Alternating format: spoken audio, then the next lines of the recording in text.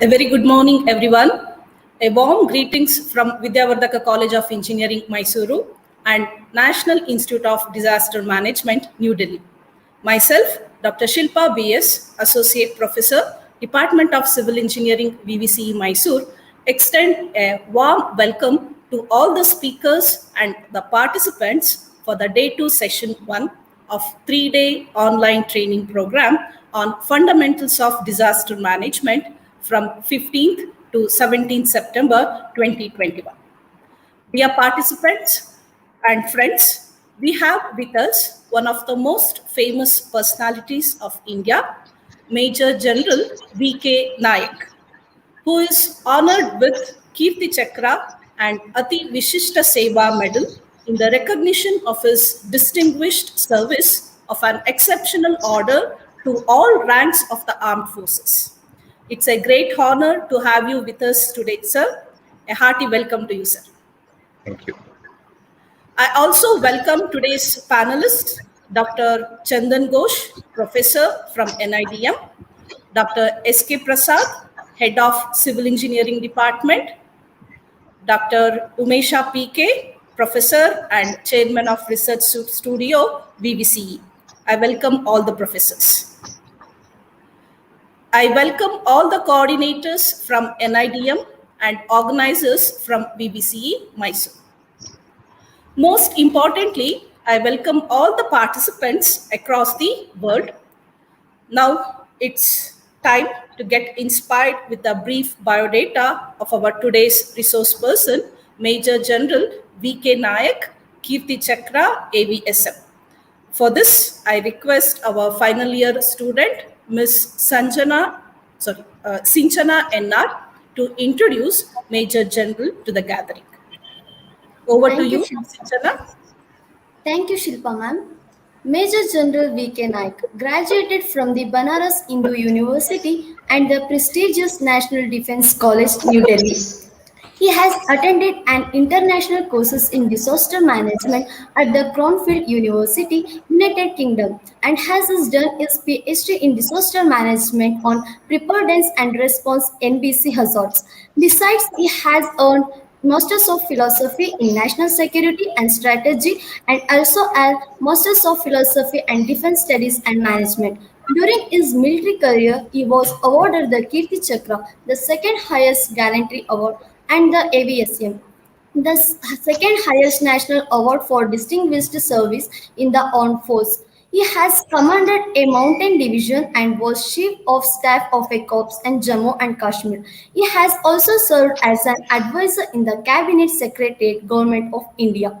He has been a senior consultant at the National Institute of Disaster Management, MHA, New Delhi, and was intensively involved in various capacity building initiatives, trainings, programs, workshops, and seminars at national and international level. He has contributed towards documentations of disaster, Uttarakhand Disaster 2013 and India Disaster Report 2013, published by the NIDM. His paper on climate change and national security has been published by the leading think tank, Institute of Defense Studies and Analysis, New Delhi. He has been a member of the Advisory Committee on Human-Induced Disaster, Bihar State Disaster Management Authority, Government of Bihar, and visiting faculty disaster management at several reputed institutions, including Guru Gobind Singh Indraprastha University and Zindal Global University. He has rich experiences in management and the emergency and humanitarian crisis, including disaster response for natural as well as man-made disaster, as also development and monitoring of complex operational and crisis management plan at a highest level. He has conducted numerous disaster response mock exercises in various states and UTs across the country. He has also been involved in emergency response exercise of nuclear power plant under Department of Atomic Energy and for tsunami under the Indian National Center for Ocean Information Services, Ministry of Earth Science, Government of India. He has been a senior consultant at the NTMA, Government of India, New Delhi for 4 years and has been involved in planning, coordination and conducted of various capacity building initiatives at national and international level. Thank you. Thank you, Sinchana, for that wonderful introduction. So before I hand over the session to the today's resource person, I have a few announcements to be made. Dear participants, as you all know, as part of this 3-day program, so we have quiz competition, so which will be provided along with the feedback questions on each session. So don't forget to give your valuable feedback and answer the quiz at the earliest. Secondly, if you have any query to ask our resource person, you can post them in the chat box along with your name and place. So those questions will be taken up by our panelists after the presentation. And feedback along with the questions will be posted in the chat box towards the end of each session. Dear participants, kindly make a note. The e-certificate will be issued to those who have registered in NIDM portal and on submission of all the session feedback. Now, without delay, let me hand over the session to Major General VK Naik. Sir, over to you, sir. Good morning, everybody. And I'll put the presentation on now. Bala, can you see it now? Wait a minute, sir. Yes, sir. Go for slideshow, sir. Okay. Yes, sir, So, it's fine. You can continue. I presume that somebody will interrupt me or inform me on phone in case of a technical problem. And first of all, I must thank VVCE and NIDM for giving me this opportunity to talk to basically the engineering, civil engineering fraternity. And I take it as an opportunity. And this is very encouraging that in so many educational institutes we are going through the steps of basics of disaster management. And in that extent, you had a session yesterday where certain basics were already discussed. So today, I will essentially talk of disaster mitigation in particular. And while talking theory of disaster mitigation, I'll be interested in informing you about certain conceptual issues and how it has been put into practice in our country, what we do in our country and how we do take steps for disaster mitigation in particular. So to begin with, this is a very familiar disaster management cycle.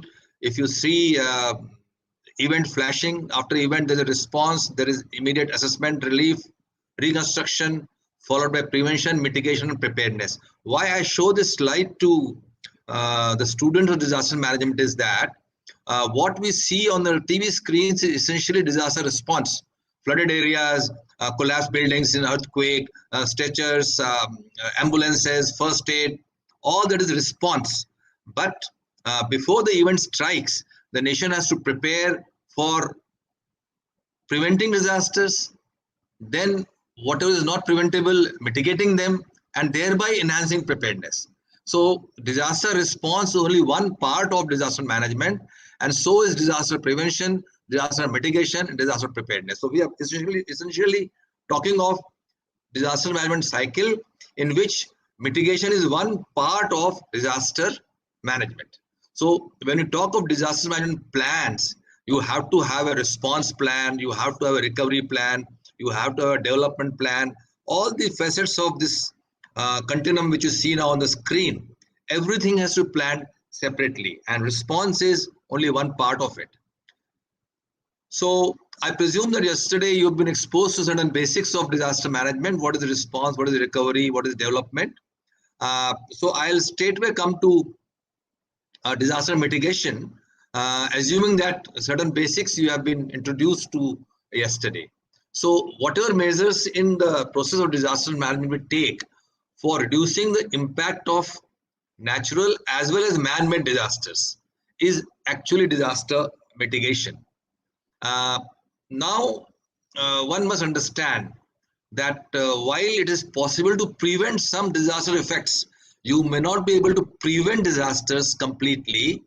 If you're developed very well, if the nation is in a state of development like Japan or USA, where you get earthquakes in California but nothing happens to anyone.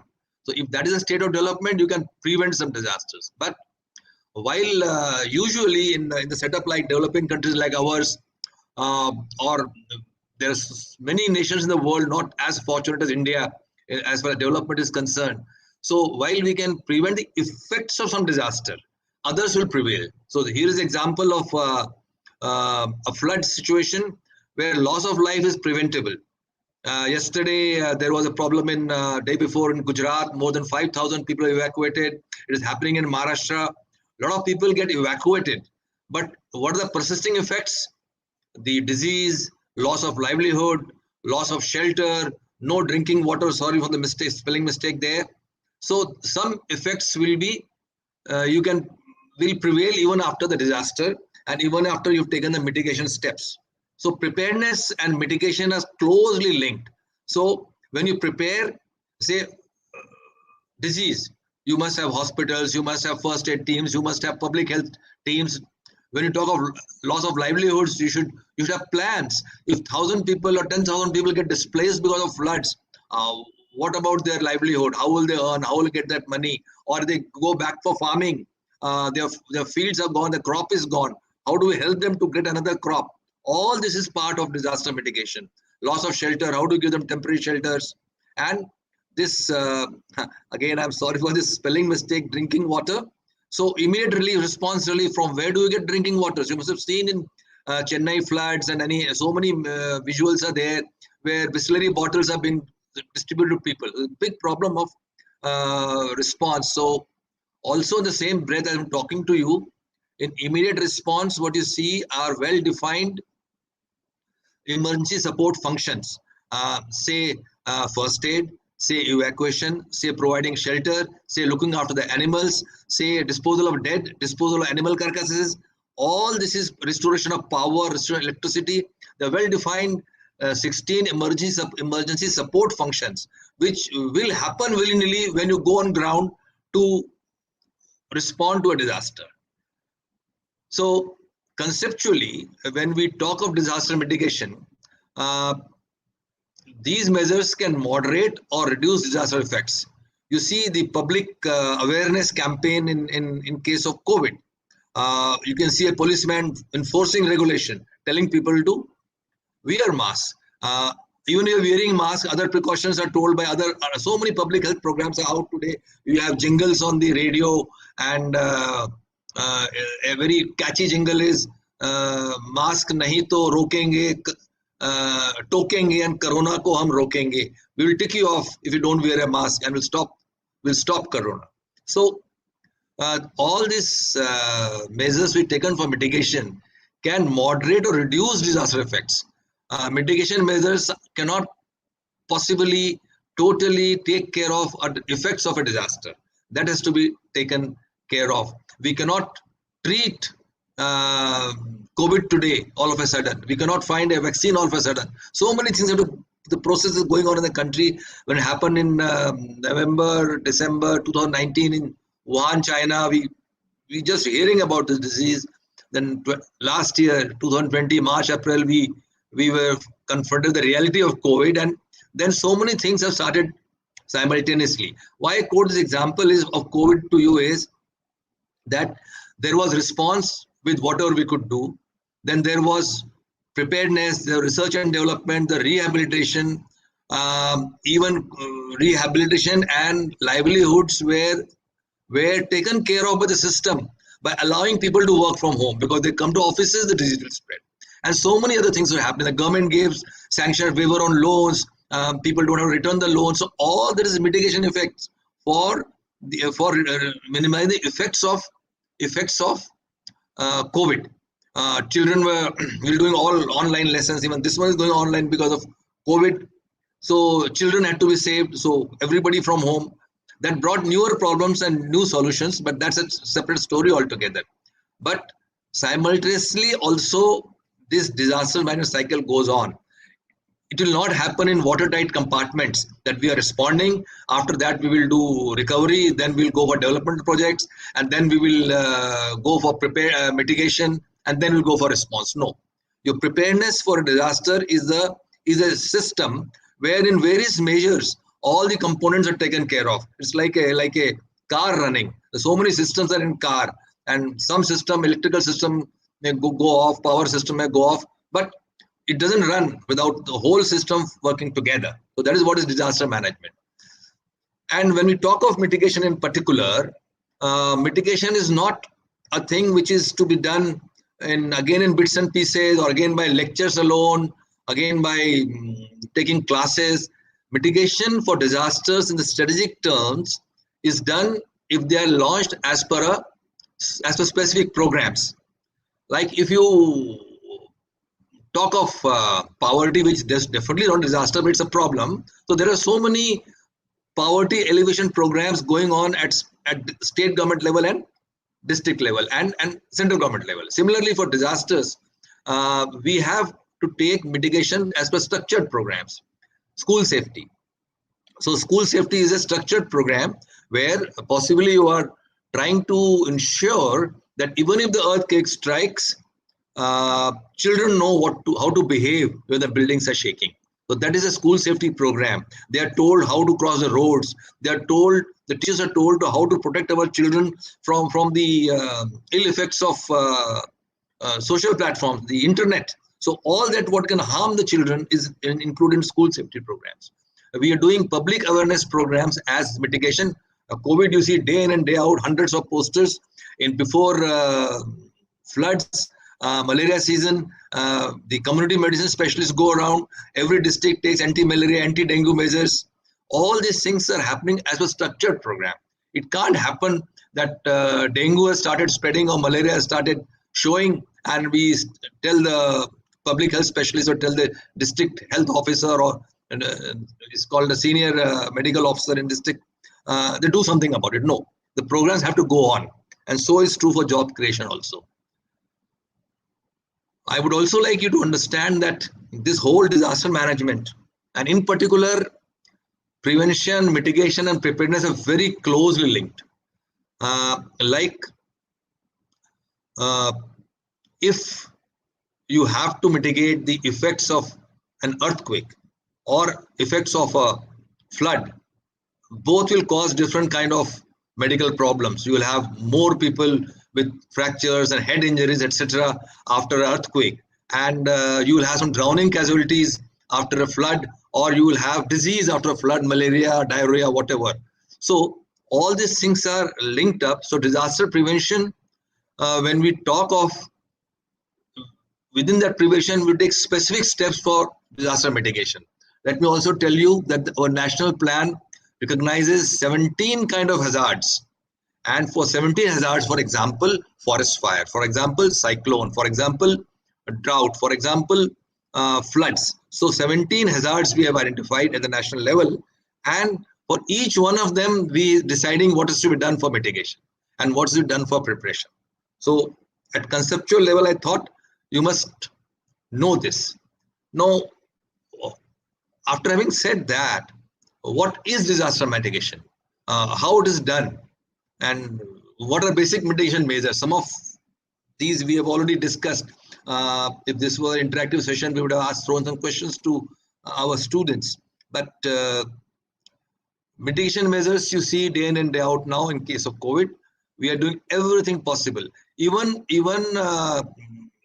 tying up a trade contract with a foreign R&D establishment for having another series of injections or a single dose injection is also a mitigation measure for the effects of COVID, because we'll have lesser and lesser people falling sick. We already have about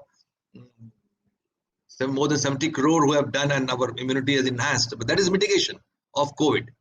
When you talk to people of how to save their lives in floods, or how to save their lives in coastal areas, Andhra, Tamil Nadu, Odisha, how to evacuate from the villages in face of a warning and go to safe shelters, how to survive with, how to take care of the animals. These are all mitigation measures through public awareness system.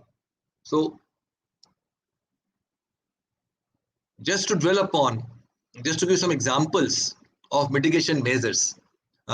If you strengthen buildings, make them more strong against cyclones and floods, this is a mitigation measure.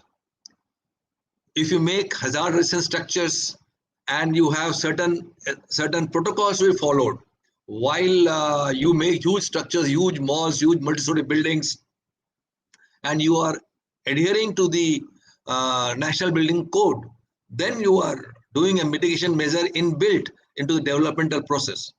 Now, say for biological disasters, we are facing a grave kind of security threat across the globe today. We have seen violence. We have seen a particular type of threat in which human beings are getting killed and wounded. It's happened in so many places, so many small, big wars, 9/11 and whatnot. But we also face a threat of chemical disasters and chemical terrorism. Chemical disaster now and then, we had the Vizag gas leak, the styrene was leaked and people got affected. Bhopal is a very old case. But why I'm talking of this example at bullet 3, biological disasters and bioterrorism, where by design, like some people are saying that this pandemic has come by design, or we will not, it's a debate, no proofs, but by design, our crop can be affected. So multi-cropping, or having variety of crops, because you cannot kill all the crop with one weapon, one biological weapon. So that is a mitigation measure. So that is what I wanted to tell you. When we do multi-cropping and when we have varieties, then possibly you're protecting yourself against agri-terrorism or bioterrorism on our plant life. And similarly, changing crop cycles so that we grow crops in such a manner, which is traditionally happening all over the country. India is a basically an agrarian country. Our farmers know when to cut the crop well before the rains. But making it structured, making a knowledge prevail, our traditional knowledge, which is getting lost sight of, again to woven into the current advanced systems, so that we're not taken by surprise, is all mitigation measures. Land use planning. Take example of Chennai. When we do a study of Chennai floods, it is documented now a lot of areas in Chennai which were low-lying areas, which were not, where no construction was allowed. A lot of constructions come up, and all that concrete on the flood plains, where water is absorbed and goes to the aquifers and all that has been occupied. So land use planning regulations have been violated. So we have proper land use planning. We are doing mitigation. You'll be surprised if I give example of Srinagar 2014.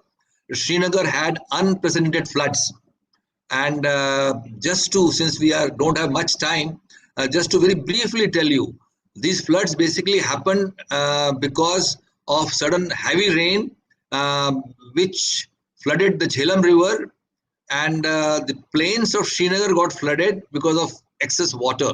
Now, mitigation measures which were taken 50 years back were lost sight of. Famous Maharaja Hari Singh and his father, that time ruler in independent J&K states in British time also, had spill channels across the town. The Jhelum flows in a very gentle gradient. But before Jhelum comes to the town, the gradients are too steep. And before and after Jhelum leaves the town area, say about 15 kilometer area of Srinagar town, again the gradients are steep, where water goes from Jhelum and goes into Muzaffarabad to Pakistan and joins Indus River finally. So what the earlier rulers had done, they had made spill channels. They had made channels across the town. So whenever excess water went through these channels, never came to the city, and it went into Indus from the steep slopes on the other side of the city. But in the developmental process, in last 50 years, the maintenance of the channels had gone for a 6. There were encroachments, there were buildings. Those who have visited J&K, Srinagar, all the localities titled as bags, that is Raj Bagh, for example, was only where orchards were grown. Nobody used to live there. So it's like floodplains. So all that land use planning possibly lost our attention, and we face severe floods. So I think that is enough of example of land use planning being a mitigation measure in strategic terms. Economic diversification is also a mitigation measure where alternate livelihoods are available, or we can compensate. We can compensate by generating money in different sectors and help other sectors.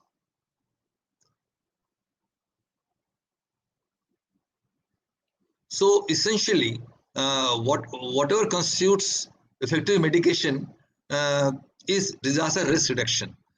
Some of you must be knowing that today, when you talk of disaster management, is essentially talking of disaster risk reduction. So this risk reduction, if you're doing disaster mitigation, you are reducing the risk.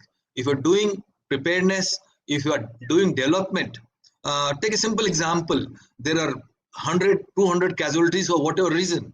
You have only one hospital, you're not prepared well. In fact, maybe you may lose 100 people. You have 5 hospitals, you may lose only 10 people. That is the correlation of disaster and development. You have 10 hospitals, you don't know roads, you still can't reach there. And again, the connotation of development. Take another example. We flew to Nepal after the earthquake. Our NDRF, we are so proud of them. They flew within 4 hours. Our NDRF teams were in Nepal. They moved by road to the Hindon airport. Air Force was ready and they moved. So if you didn't have such huge aircraft, how could they reach? So the development process, the nation's strength, more strong you are, lesser disaster will face, or you can mitigate the impact of disaster. The very fact that you have NDRF, your armed forces, you have very potent scientific community, you have early warning elements in the country. IMD gives you tremendous and highly skilled India Met department.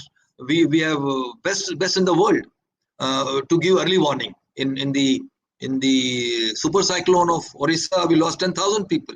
Now we have cyclones, 2-3 cyclones a year. We hardly lose any manpower because we get good early warning. Similarly, Indian National Center for Ocean Information Service, where they gauge the submarine earthquakes and where they cause tsunamis. And we are not only giving early warning to our country, we are a service provider to Asia Pacific region. So the complete developmental strength of the nation, maybe it in knowledge domain, maybe it is in manufacturing domain, whatever, is basically helping us reduce risk. So I thought I am talking to budding engineers. So you must know that if you are a civil engineer, you have lot to contribute towards disaster risk reduction. Today, because of disasters, we are losing somewhere around 2% of our GDP every year. So even 0.5% you can save in a potential earthquake in zone 5 by having proper housing, to which the civil engineering community has a lot to do. You have done a great service to the nation. Now, how do you do effective mitigation? Like I told you, it can't be knee-jerk, it can't be sudden. You have to have a national disaster management policy which covers all aspects and give priority to mitigation. You should be able to have proper monitoring of hazards and vulnerabilities. And at the same time, you should be able to accurately analyze all your disasters so you can have correct mitigation projects. Take example of a national cyclone risk mitigation programs. Now, once you see the pattern of cyclones, you know in Bengal, only 3 districts are vulnerable to the cyclones because only 3 districts are facing the sea, whereas the complete coast of couple of coastal districts of Orissa are involved. So in our previous cyclones, how much damage was caused, what has happened, who got most affected, all that analysis helps us in making where to make shelters, where to make roads for evacuation, where to make alternate arrangements for power generation, where to make more hospitals. So all that is part of our good analysis. So you need analysis of our previous disaster for effective mitigation. Similarly, if you want to have proper mitigation, you have to involve the communities. The governments have to have the policies which are top to bottom and bottom top both.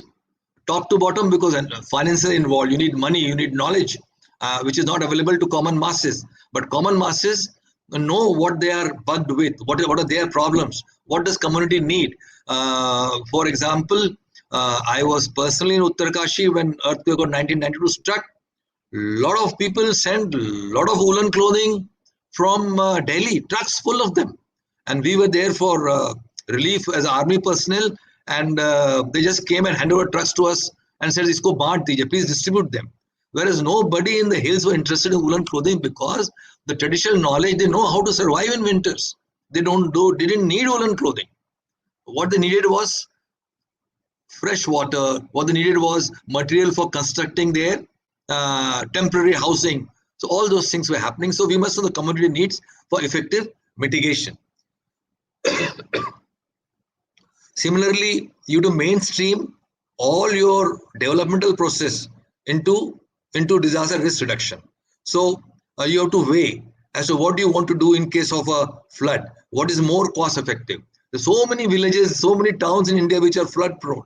So whether evacuation for 10 days in case of rivers like Ganga and all, and people coming back to one village is more effective, or making a anti-flood bund is more effective.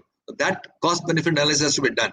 So for all this, we have a very comprehensive national disaster system, and I'll just expose you to all that a little later. You have to have institutions for effective mitigation, which you have in the country. You have NDMA, DDMA, SDMAs, which do structured studies to identify the mitigation measures which are required. You have to have institutions which will do post-disaster review of major disaster events, so that come to proper mitigation measures. Like at your level, I can tell you, we are in an advanced stage of national cyclone risk mitigation program. For last 10 years, this is going on, and through which our complete coastal areas on east and west coast have benefited a lot. Lot of money from World Bank has come, lot of national money has gone into it. But a national seismic earthquake mitigation program is in infancy. It is just taking shape. The national school safety program has been done in 100 districts. So you have to have priorities because money is limited, and this post-disaster review is important for proper mitigation. You can see in blue, Dhauli-Ganga disaster may not be. It was not. If 3-4 months back, I think it has happened, where suddenly in the hydroelectric project which was under construction, Dhauli-Ganga, which joins Alaknanda and finally becomes Ganga in the plains later on. So in Dhauli-Ganga, there was a hydroelectric project going on, and suddenly some glacier break on top, and suddenly excess of water, and people were swept away. So study of disasters. So many projects are going on in the river beds. What we simply needed was early warning of a particular type which allowed people to vacate. So if there were observers, daytime observers, say even 15 kilometers upstream Dhauli-Ganga, they could have told about water coming. Even mobile messages would have gone. We couldn't have saved loss of the structures, but we could have saved lives. So even these small things get lost sight of. You must have seen so many places, the road construction is going on. People are taking care of not either making it one-way traffic or making it no traffic for some time when they're using dynamite for blowing the rocks and all. So all this is being managed so that nobody gets injury. But in a riverbed, when something like this was happening, possibly, we lost sight of this contingency of water coming suddenly, and that shouldn't have happened. Especially we have seen, because it's in Kedarnath tragedy. Every now and then we see water coming from somewhere suddenly and inundating. So this example I wanted to give you, and another mitigation, say multi-cropping. When I told you nowadays we are consuming wheat. Last 50 years, the US strategy, in 60s we used to get wheat under PL 480, the red color wheat, which used to go stand whole night on a ration stop, or a ration government ration shop, and get in the morning. So now we are after the green revolution, we are self-contained. but you have to grow different kind of crops. So government is giving now subsidies for growing different type of crop. Now, why I'm talking of different type of crop is related to nutrition. It's related to biological disaster. Whole generation will be sick if we don't have proper nutrition. So all this is linked in our developmental process, and we have to have support for traditional measures of mitigation. Traditional earthquake resistance construction. In our northeast, we have earthquake in Manipur, we have earthquake in Shillong, and there are enough studies. The civil engineering fraternity in northeast will tell you that the traditional structures were not damaged, but lately, because of concrete, because of latest design, which we do ad hoc, not going into safety norms, we are enhancing our risk to the hazard of the earthquake. So we have to today have a mix of the traditional knowledge and the latest scientific techniques, latest engineering techniques, which is actually is the need of the hour. And in some of the northern states, it is actually happening, where they are saying how to use bamboo and bamboo along with cement, concrete. All kind of research is going on, because bamboo grown in abundance in northeast is a useful material for construction of houses. Similarly, for proper mitigation, you have to have community and all NGOs and private sector also involved. They also a big resource. You see all people giving first aid, people distributing rations, people come from gurudwaras, they come from temple committees, they come from social welfare committees and provide food to. Government cannot do everything. So we have to involve NGOs also in our mitigation. Sorry. So for doing all this, how we do it in the country is our policies and plans are accommodating such requirements. So briefly, before I go on that, we have this mitigation, structural and non-structural. So you will understand it well. Non-structural mitigation is essentially things like legal framework, where you have to give building codes, but enforcement is critical. Similarly, non-structural mitigation is incentives. You give incentive for making particular type of houses. You give money for technology, which reduces risks. You give incentive for insurance, so that livelihoods are mitigated, loss of crop is mitigated. We are going a big way for agricultural insurance also now. So all these incentives are method of non-structural mitigation. Similarly, training education, we've spoken enough about it, is also non-structural mitigation. If teachers and students can get under a table when building shakes, and 90% of head injuries are avoided, and you have lesser casualties in earthquake. And basically, in your non-structural mitigation of training education, you would involve public officials, you would involve technical students, small builders and craftsmen, and school children. Everybody, you have to identify the target group based on what hazard you are handling. So for floods in certain states, UP and Bihar, they have village communities who are warning villages based upon the Central Water Commission warning, and they're telling to vacate well in time. So all this is non-structural mitigation through information and public awareness. Like I told you, I have already spoken about it. Public should understand how to absorb the early warning, because talking on TV or talking on social media is a very good thing. It's required. It's not negotiable that it's not there, but people should be able to understand. So no point giving SMS message when 50% of people are not carrying a smartphone. So there have to be systems which will ensure that our warning, our risk information reaches the people in right time. So for all this mitigation, the governments can enhance awareness of safe mitigation practice by ensuring that their own public buildings and critical infrastructure and services are built of high safety standards. Now, safe mitigation practices, if the government buildings don't collapse in a hazard like flood or earthquake. It happened in Bhuj, we lost DM's office, we lost Bhuj hospital. Now all the critical infrastructure on the priority should be disaster resilient, and all mitigation measures should be built beforehand. Your railway station should not go in a flood. Your airstrip, when the waters recede, your airport should remain operational, your railway station should remain operational, your hospital should remain operational. In the Srinagar floods, hospitals were not operational because of small possible oversight where all generators were kept on the ground floor and there was no power. So there was no power in the ICUs also. And even from some neonatal wards, 2 days old babies, 1 day old babies had to be transferred in hands to safer places. An institution building also is a non-structural mitigation measure where you have proper SDMAs, GDMAs, committees, Mohalla committees, all those things also institutional structure which we, since our 2000 beginning onwards, we have enough institutional systems, which is also a mitigation measure. Warning system, I spoke of IMD, I spoke of our scientific community, which is very well off today.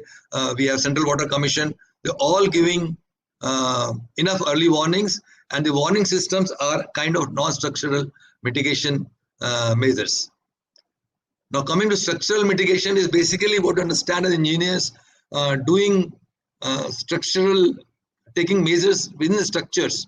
So like for flood-prone areas, if you have embankments, regulators, drains, bypass channels, so these are all structural measures against floods. Now, if you have techniques to mitigate the effects of earthquake, cyclones and flood also, then on the particular structures, if you have those techniques, that's structural mitigation, where you make sure the building doesn't fall. And you all understand what is the engineered structure and what is the non-engineered structure. The structural mitigations are applicable to both engineered structures as well as non-engineered structures. So for engineered structures where the technology and the knowledge is involved right from the beginning, in the engineered structures, we have non-engineered structures in villages where people have their own houses from the local knowledge. Even there, we can have this safety built in if we have proper kind of program to train our masons, to train our civil engineers, to train our overseers who are actual advisors to the grassroots people. Now today in a village, I have 10 lakh rupees in my pocket. I say I'll make a 2-room dwelling on my own agricultural land.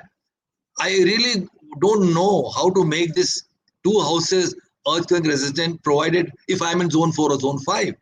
That is, knowledge is not available readily. And that is what is required today. And that is why I said in the beginning, Dr. Prasad and some senior faculty also, that this is very encouraging that our engineers, civil engineers who will be basically structural engineers, and they will be in architect engineering or later on, they can ensure that they have the knowledge and they can advise common people. You make 1 bathroom less, but spend this money on so and so kind of technology, and your house will be earthquake resistant. People waste money in making tiles in the houses with limited funds. Someone should advise them, don't put tiles, but do this ABCD. Have a different kind of beam or have a different kind of structure to ensure that your house is safe. All that knowledge, at least to my mind, is that interface between our people who know and people who need that knowledge is there's a lot to be done. I will not say it's missing. Last 20 years, a lot of schemes are there on ground, encouraging results, but still a lot to be done. We already spoken of non-engineered structures, and even there, if you have knowledge, we have to training on traditional ways of construction that suit various cultures, climates, available skills and building material. Go to Ladakh, building material is different. Go to Northeast, building material is different. So you have to suit the local knowledge, local resources, a local economy, and take mitigation measures.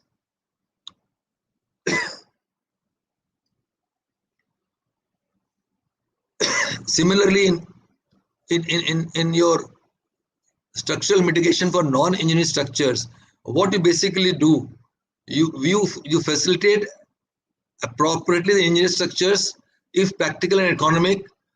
First, you ensure safety, and if you cannot ensure safety, you at least enhance safety by introducing certain mitigation measures.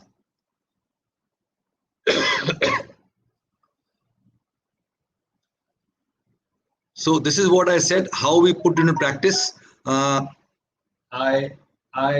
presume I have 10 minutes more, so I'll quickly go over it. We have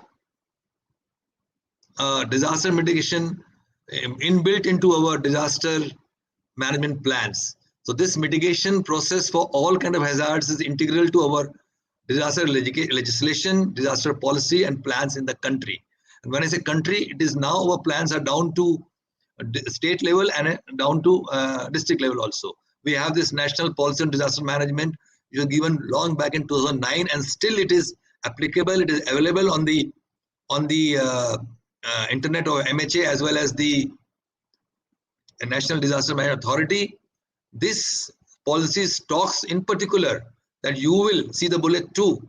You will initiate mitigation projects which will be identified on high priority and through the joint efforts of central government and state governments. You will encourage all state governments to have their own mitigation projects. You will pay attention to indigenous knowledge on disaster and coping mechanism. So when we're talking of involving communities, this is already woven into a policy. It is not some sudden knowledge which is being given from a person A to person B. The policy lays down very in very details what is to be done. Similarly, when you talk of you need structures for mitigation, this Disaster Management Act is the biggest structure for disaster risk reduction in our country today. And this act in particular says that you will have a policy, National Disaster Management Policy, and you will plan. And now it is mandated that you will take steps for prevention of disasters or mitigating their effects. Now, this act binds every state government. This act binds every public servant to take action for prevention of disasters or mitigate them. This also tells us that all mitigation measures will be included in developmental projects. It means nowhere in North India where a new railway station is being constructed, a new power plant is being constructed, and even if the area is in zone 4 and zone 5, we have some areas in zone 5 even in the western part of India. We had earthquake Koyana, Gujarat, we know very well. No critical infrastructure should come down. This is laid down in the policy, and DM Act says that you will take measures to ensure that. So we are accountable. Now this act itself is a great, this forces you to take mitigation measures. So among other things, this act is also forces us to have a National Disaster Mitigation Fund. Why I'm telling this to you is that earlier, because of the act, we had a National Disaster Response Fund, and the response fund, state also had a response fund, and money after being spent from response fund was being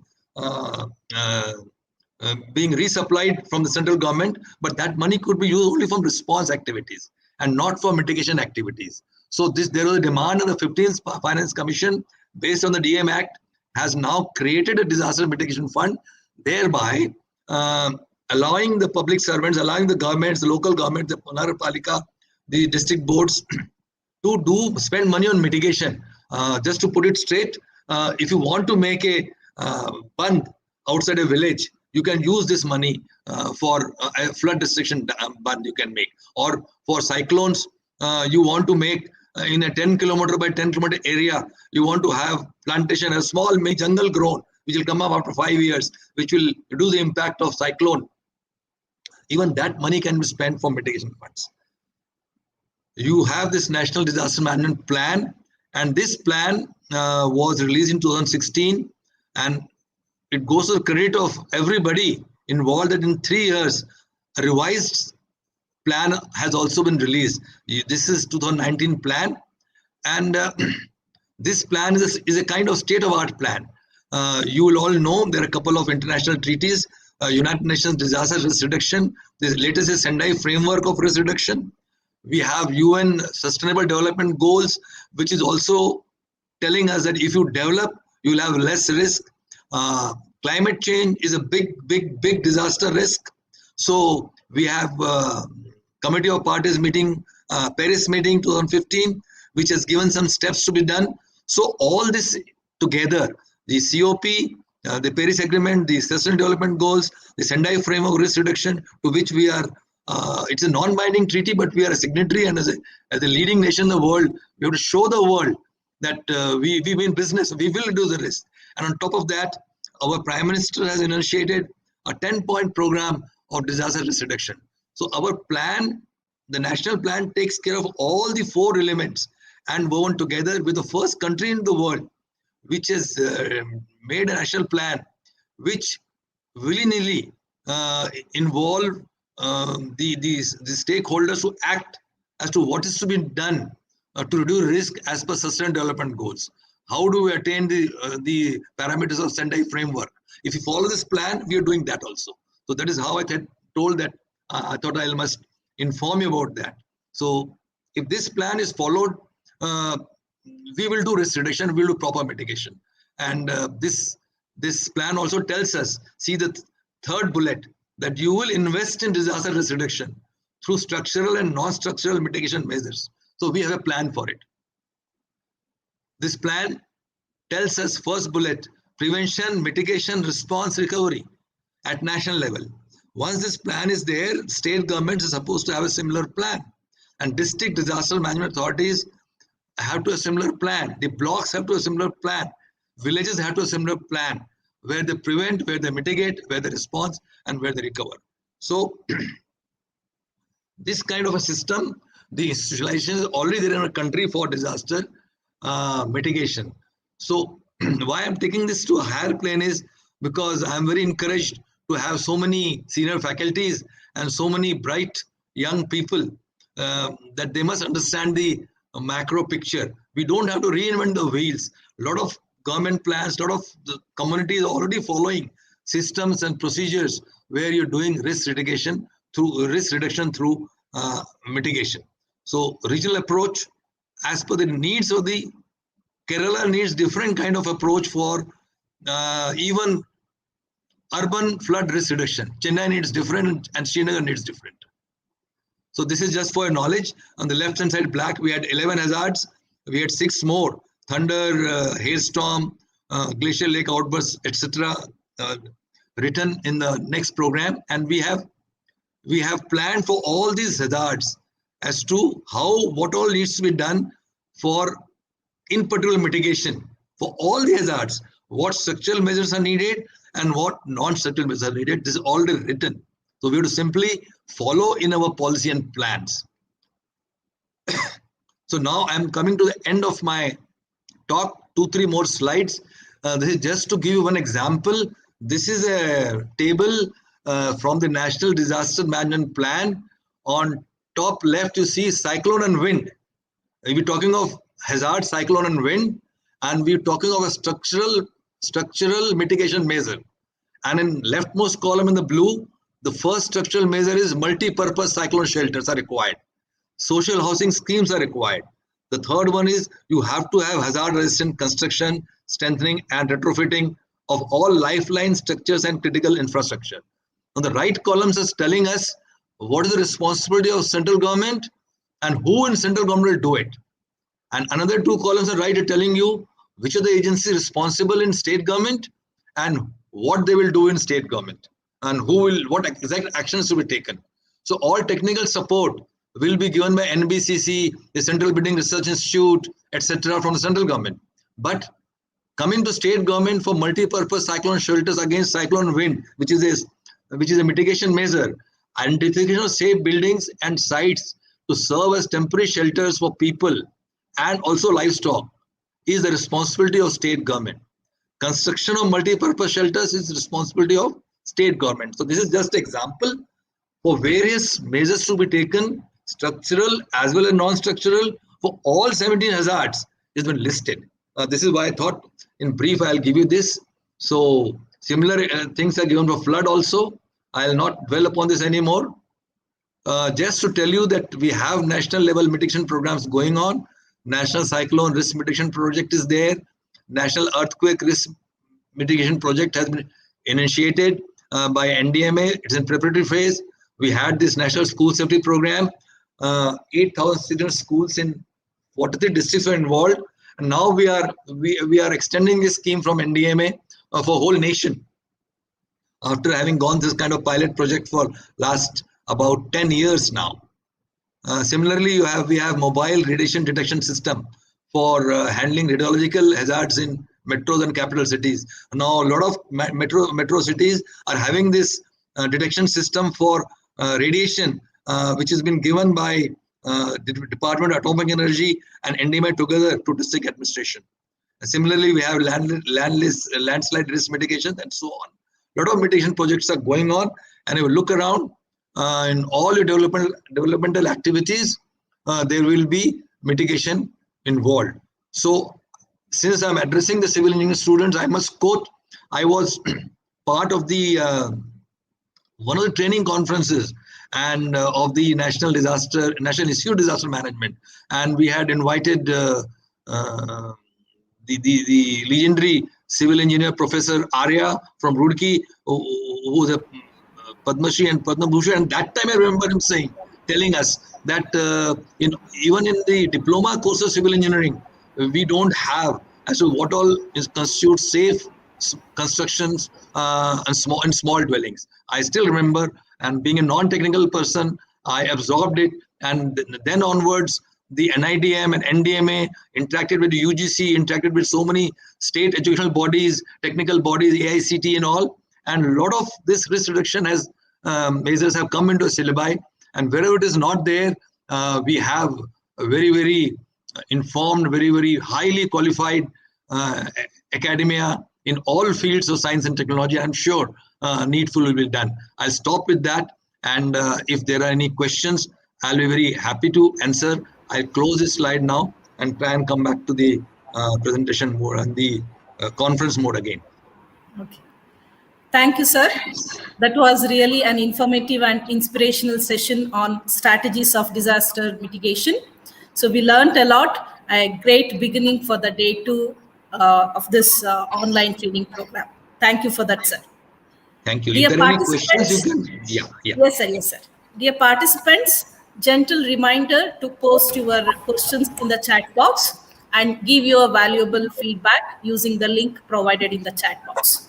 Now, in this session, so we have panelists, Dr. Chandan Ghosh from NIDM, New Delhi, Dr. S.K. Prasad, and Dr. Umesha PK from VVCE. I request the professors to handle the question answer session. Over to you, sir. Yeah, thank you.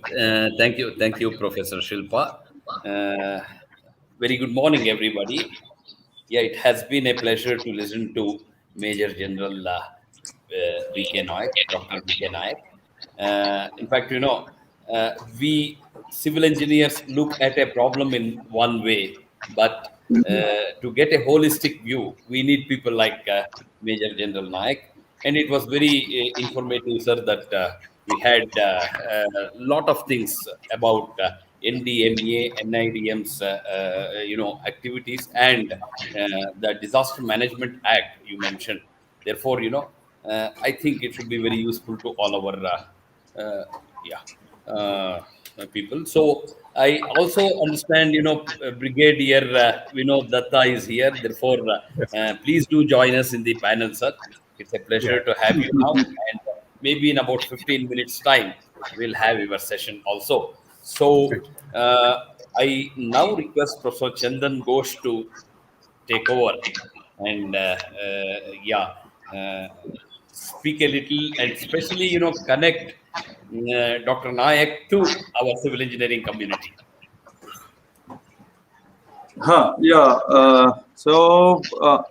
Whatever is to be said, Major General Naik has mentioned from the very tenets of disaster management, capacity building, to the last few slides where he has shown some of the national projects which are going on. And where is the stake and where we belong to. He has nicely covered about the extent of, I would say, not only civil engineering, but the nation or government that have taken up such gigantic projects since 2009. Of course, Dr. Brigadier Vinod Datta will explain that. He is very much in that. explained that these projects are going on with some are with World Bank funding, and in fact, NCRMP, National Cyclone Risk Mitigation Project, is in the second phase, and it is in the preparatory stage, as mentioned. And and it is a big task that coming ahead with us, with 8 states for the time being, especially, and also extending that into the earthquake risk mitigation also, the second phase of cyclone risk mitigation project, and as well as preparatory work is going on national seismic risk mitigation project also, which he has mentioned in the last few slides. So I think for the civil engineers community especially, that please don't look back, look forward with whatever is being said just now, and he has given in a tabular form that what are the aspects and schemes are there. So the flagship programs that run by Government of India should include these universities and institutes where he has mentioned in his course that how much relevant it is for us to take it on, because things are failing, damage is occurring, but still we cannot just alienate ourselves in the classroom. Other than whatever basics that our students have to know, because they have to attend the courses and they have to score well to get the degree. But when engineering curricula, all engineering curricula, not only civil engineering, they are having lots of sessionals or practicals are there, practicums are there, surveys are there. So it would be a motivational spirit to take it onward to the students to take up some of the projects which are open, internship projects and everything during their course hours also, keeping in mind that what government and what are the projects are going on, and what are the framework being established, and where is our stake, whether it is in early warning, whether it is mitigation, or whether it is solving a problem that we are facing in our next door, or whether it is flood or urban flood and all these things. So Major General Naik, he has been a passionate learner, as well as he doesn't speak much about himself or his area and coverage of knowledge that he has taken over after or during also the kind of services that he has been rendering to the professional community for the last 6-7 years. So that itself is an encouragement. And last 6 years, that what I have been seeing, I do not see an iota of change in his voice and authority. And and same is, of course, all our Brigadier Vinod Datta also. Whenever we over telephone, that whatever vibrations comes over the phone, you feel shaken. Yes, someone is speaking with that. So that itself, that communication itself is a really an impact that I am also learner, we are all learners, but in the teaching community or in the education community, we should inherit such kind of vibrations and or the dynamism that they are carrying. So this is what I would say, that please keep us. We only writing papers and publication and scoring, but we know that there is a huge demand for the country and world community to come out of the classroom and take the problems by our own learning process, so that we can give. Thank you, Professor Chandan Ghosh. Actually, there have been a few questions posed to Dr. Naik. Actually, one question is from Pankaj Singh, which is a technical one. I read that question, but I'll probably it is better if we ask this question to Professor CBR Murthy tomorrow. The question is, dear sir, what are the options which we have to strengthen a steel lattice tower, middle leg member of which is failing due to tension? So naturally, Professor Mr. Pankaj, if you know that if the middle leg member is failing due to tension, automatically the provided section is inadequate. So you need to strengthen that. But more on this, probably you can hear from Professor CBR Murthy tomorrow. I go to Sir, the can I answer that one? Sir, can I answer that one? Yeah, Professor Umesh, yeah, huh? please, Yeah, please. yeah. Actually, yeah, what is asking in the middle of the tower, if it fails, you have to strengthen that one by providing the flats or another angle for that one. Yeah. So that is possible. I think some tower member that is maybe telecommunication tower or transmission tower, if it's Yeah. inadequate for the tension, we have to strengthen that one. I think we have a lot of measures we have done in SCRC.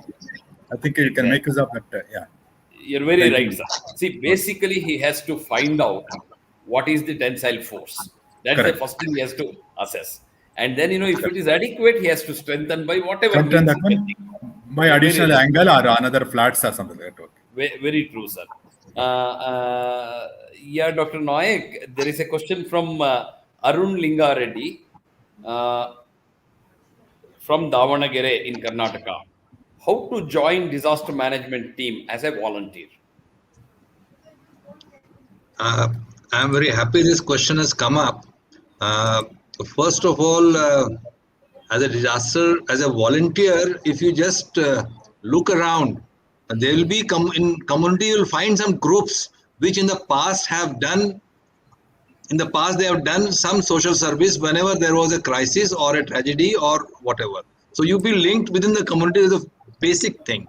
But I want to take advantage of this opportunity that at the district level, the district disaster management plan should have all the voluntary organizations listed, their strength, their capacities, their contacts, so that they are deployed in a systematic manner through the district operations room and the district magistrates aware. But having said that, when a disaster strikes, then within the community, whosoever is present, they are the first people to help each other. So another way to look at it is what skills you need. So you are saying a locality, say, of 500 houses in your housing society. How many young boys and girls know basic first aid? How many of you know the basic CPR? Or how many of you know where is a fire hydrant in your multi-story building? Before the fire brigade comes, what you can do? Before a government ambulance comes, how can you stop someone bleeding and thereby saving a life is not too much of blood loss. So one is to have skill and second is to have structure. So skills, basic skills of you, if you have the training of first aid and life saving, you've done a great job. If you're in the Bengal or there are a lot of ponds, a lot of water bodies on so many southern states also, if you know swimming, if you know making expedients, if you can go to a place where people are stuck, you can get them out of a group of 4 young people and go with a boat and take them out. That's also a service. But skills are required, and look around, be part of a team, because a one man you possibly of little use unless of course you are a doctor and you reach a family which is in distress. So I think that answers the question. Thank you very much, sir. Yeah, one more question from Mr. Rizvi. How successful are we in managing the known disasters such as flood, drought? So he would like to know how, in India, we have been successful in handling the disasters in general, all kinds of natural disasters. Well, as a nation, we should not be beating our own trumpet, but we have come a long way. Drought we don't hear very often. So somebody has done some work somewhere. So we are managing disasters very well. We all the floods. We can't stop floods in the plains of Bihar and UP and so many southern states also. But you're losing less and less life. You have an alternative cropping system. You have knowledge available where say certain land has become saline because of in the coastal areas. Then what alternative means to do? After how many years this will become usable again? So all this is part of disaster preparedness, mitigation, rehabilitation, etc., which is indeed happening everywhere. So if you ask me as a third umpire, because I'm outside the system now, I'm retired for last 10 years, we're doing a good job. We should pat our back for doing such good job. And it's not by one person. Communities are very aware. The governments are aware. The scientific community is doing it, and everybody is there to help. The NDRF comes to help, but from where does the money come? It's going from government kitty. So we have to see that as a system we are doing well. Very true, sir. Very true. As you rightly said, I remember we used to have cyclones in 1990s, in the coastal India, and the casualties used to be in the order of several thousands, sometimes even 10,000. But of late, we are lucky that, the cyclones are there, but we don't have so many casualties. That's all because of good disaster management system.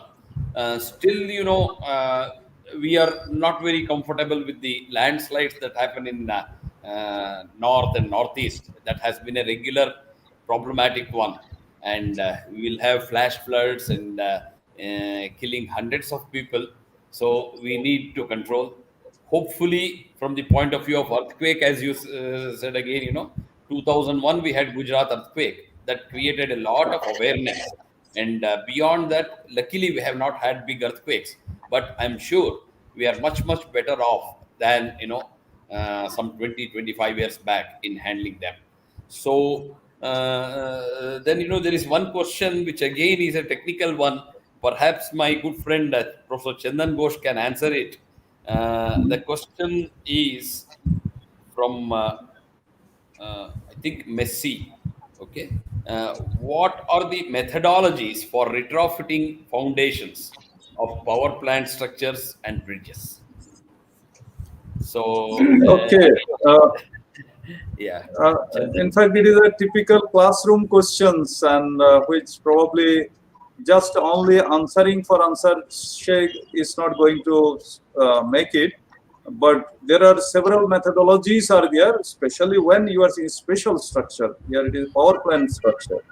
So first we have to investigate there. What is the reason for weakening of the foundation? Based on the reason, then we have to make a strategy that which retrofitting or strengthening, grouting, or Professor Prasad also we are in the same area. So first thing is to analyze, assess the causative factors. Based on that, there are several methods of retrofitting or ground improvement techniques are there, then we have to adopt it. So whether it is inclined piling, whether it is more load is coming, or whether soil has become weak or compacted. So lots of soil exploration has to be done there, and sampling has to be done. It will be tested in the field as well as in the lab, and then based on that analysis, then we have to bring computer simulation, then find out that what strengthening method has to be done, especially with the foundation. So it is itself maybe a semester course to teach these techniques that which are available in the country. Okay. Yeah. You're very right, Professor Chandan Ghosh.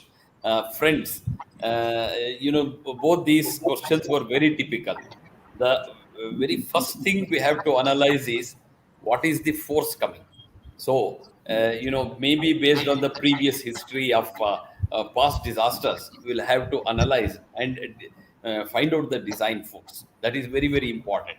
And even if you find the design force, you may not be sure that next disaster will produce same or less than that. It could be the other way. It can produce a bigger force. Therefore, you have to be very careful also at the time of designing. And once you know that, the second thing you have to know, as Professor Chandan mentioned, is what is the problem with this ground? Has it weakened? If so, why? And how it can be strengthened. So it is all a very scientific way we can handle any of these problems. And I'm very sure that you people have come across many such experiences, or If you are students, you will be learning many of these things. I Before requesting Professor Umesh to speak a little, I would perhaps like to hear little from Brigadier Vinod Datta. I know he is going to speak, next, but before that, Okay. yeah, Brigadier Vinod Datta, you can make your comments, give your message. Well, sir, you all have, since there is such a galaxy of speakers and disaster management practitioners, and with Professor Chandan Ghosh and Professor S.K. Prasad there, most of the technical issues have been, commented. And let me tell you that since yesterday we had Engineers Day, I wish to congratulate all engineers.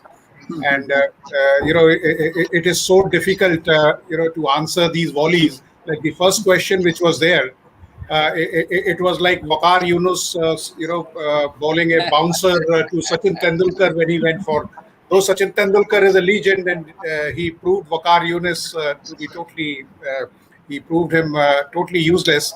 So what I want to tell you is that a lot has been done as far as the disasters are concerned. The only challenge which India has is like what Professor Prasad has already said, that earlier, pre 1999, if you see the great Odisha cyclone, and before that, I still remember 1977. I was traveling, and the trains were halted, and South was impacted very badly. Cyclones have been a success story. Disaster has come a long way. But the only problem is that the kind of challenges which we have, no other country has. Like we procreate one Australia every year. We add 2 crore people every year. So whatever progress you show, whether it is in disaster management, infrastructure, since you all are from civil engineering background, the results are not seen. The results are not registered. The development is not registered. Because you can well imagine if you have to accommodate a nation within a nation, how difficult it is. Though the next century belongs to India, and there are no qualms about it. But yes, there is a definite requirement that the community at large should be sensitized. The people should come. I mean, it should not be like what Clement Attlee had said. What can I do? I am only the Prime Minister. Everybody has to pitch in. Everybody has to contribute, and then only we can, take these disasters head on. And disaster is a success story in India.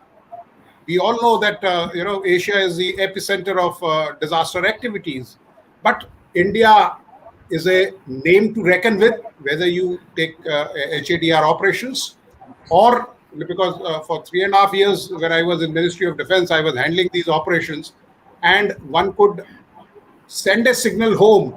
And the best compliment was, when we were carrying out an international operation, where one person said that when we gave a solution, and that was the cheapest, best, and most applicable solution, and the guy said that you must be an Indian if this solution has come from you. So that is what the respect our disaster practitioners have earned. And the contribution is like, Professor Chandan Ghosh himself is an authority. General Naik, I have known him for decades. And the universities like you or the institutions like you are doing a wonderful job. So it is now the responsibility rests with you all people, the youngsters, the millennials, the destiny designers of India. You see, we have played our innings. We are here because when you have, silver on your head, you have a lot of experience in your heart. So we are only, speaking to you from our experience. You have to convert those actions. Thank you, sir. Very, very nice, sir. Excellent message. Dr. Prasad, if I just take his message forward, please, I sir, just want to share one thought. Like I mentioned, that the gap between people who know and people who seek that knowledge has to be minimized now. Correct. And a lot of young people are listening. You will all you will all settle down in life. You'll all have your houses. But like today, we ask each other, have you taken the vaccination? And we want to protect ourselves. Similarly, in context of certain hazards, in particular earthquake, where civil engineering is so deeply involved, we would have done our duty in public awareness if we are asking each other, your house is old, especially in zone 4 and zone 5 area of the country. Have you done retrofitting? What have you done about it? Have you asked a builder what is on? Has he done soil testing before this multi-stories come up? So that kind of a community awareness, if it is generated, then possibly the knowledge which is in no dearth will be useful to the at grassroots level, and that is what we should aim at. I thought in simple words I'll convey that to our students. Thank you. Very correct, sir. Professor Shilpa, we still have about 8 to 10 minutes. Am I right?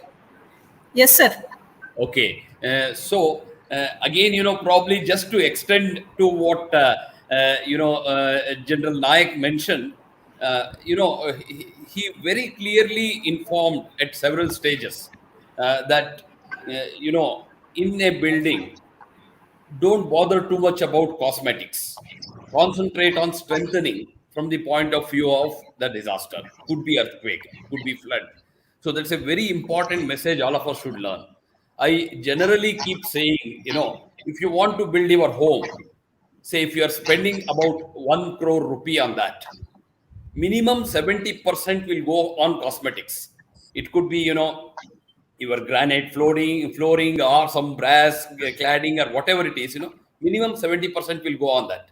That means, for the structure, you spend only 30 lakhs. And in case you are in a severely affected zones like zone 4 and zone 5, I assure you, the extra cost will be maximum 3 to 5%. 3 to 5% of what? 3 to 5% of 30 lakhs, which will amount to only 1% extra you are spending. But then, you feel so confident. You are going to live in your home for maybe 30 years, 40 years, 50, 60 years.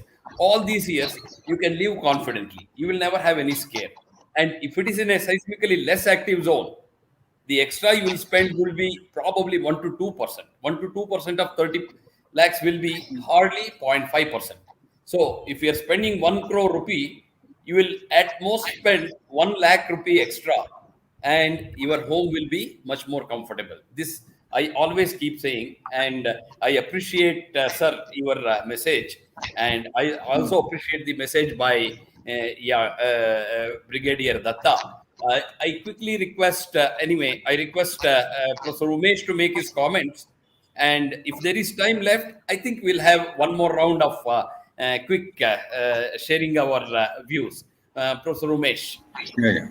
Sir, Major General Nayak has explained very nicely what are the aspects required for the mitigation and all. So if you tell that one, I think SCRC Chennai, I was involved in the design of warning system, cyclone warning systems for the coastal area of Tamil Nadu. So Tamil Nadu government has approached SCRC. I was there and we have tested a lot of towers for them, for the cyclone warning system. And also if you see in Orissa, we have constructed some cyclone shelters. That also we have done. I think you also mentioned that one. That is a very important cyclone shelters and all. And in the northeast zone, you are telling that the bamboo housing is very important. After coming as a professor here, I have taken as a project. I am doing a bamboo as a alternative construction material, and I want to include for the low cost housing. That also is our main theme on that one. So you have mentioned all those things. I think it is very nice, sir. I'll thank you very much. Okay. Good, sir. Very good. Yeah. As Professor Umesha mentioned, bamboo reinforcement is one of the orders Correct. of the day, and he has taken up, positively in this direction. And I am told by the organizers that, we are running short of time. Therefore, I will hand over to our MC, Professor Shilpa. Before that, I thank all the panelists from my side for wonderful messages conveyed. And over to Dr. Shilpa. Thank you, sir. Thanks to all the professors for that interactive question answer session. So now I request our faculty, Professor Rajit TJ, Assistant Professor, Department of Civil Engineering, to propose the vote of thanks. Over to you, sir. Thank you, Shilpa ma'am. Good afternoon, everyone. As we have come to the end of a fourth lecture on online training program on fundamentals of disaster management, it's my privilege to propose the vote of thanks. On behalf of Department of Civil Engineering, Visvesvaraya College of Engineering, Mysuru, and National Institute of Disaster Management, Ministry of Home Affairs, Government of India, New Delhi, I convey my sincere thanks to the Speaker, Major General Dr. V.K. Nayak of NDMA for sharing his knowledge and experience. Thank you, sir. I wish to convey my sincere thanks to Major General Manoj Kumar Bindal, Executive Director, NIDM. I also wish to convey my sincere thanks to Lieutenant Colonel Dinesh Chandar Vaisista, Joint Director, NIDM. I wish to convey my sincere thanks to Dr. Chandan Ghosh, Professor, NIDM. Thank you, sir. And I wish to convey my sincere thanks to the Balaji A and Dharmender Yadav, GS developers, NADM. My sincere thanks to Dr. Umesha PK, Professor and Chairman, Research Studio, VVCE. And I wholeheartedly thank Dr. S.K. Prasad, Professor and at Department of Civil Engineering, VVCE.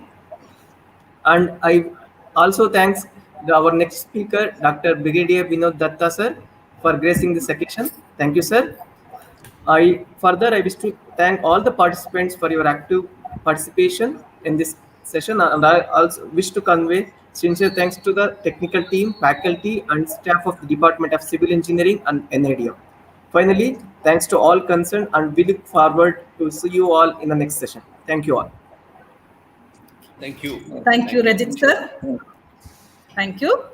So now I request all the participants to join our next session of day 2, session 2, on risk, vulnerability and hazard by Brigadier Dr. Vinod Datta, former senior consultant NIDM, former secretary DCMG DM.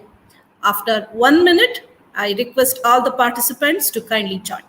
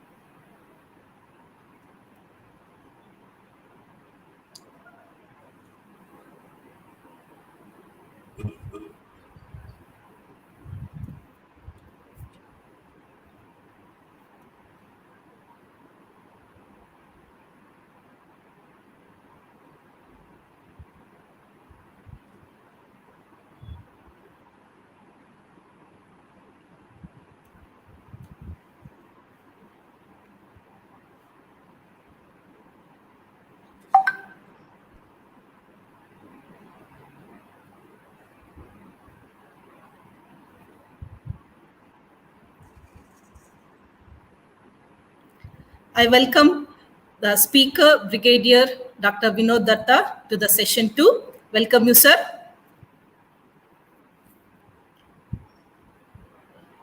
I once again extend a hearty welcome to all the participants and the panelists, Dr. S.K. Prasad, sir, Dr. Chandan Ghosh, sir, and Dr. Umesha PK to the session.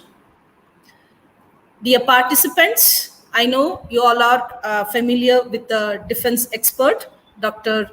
Brigade Vinod Datta, a great personality behind disaster management in our country. But still, in short, let us listen about Brigadier Dr. Vinod Datta, sir, for which I invite Mr. Ratan Raj, our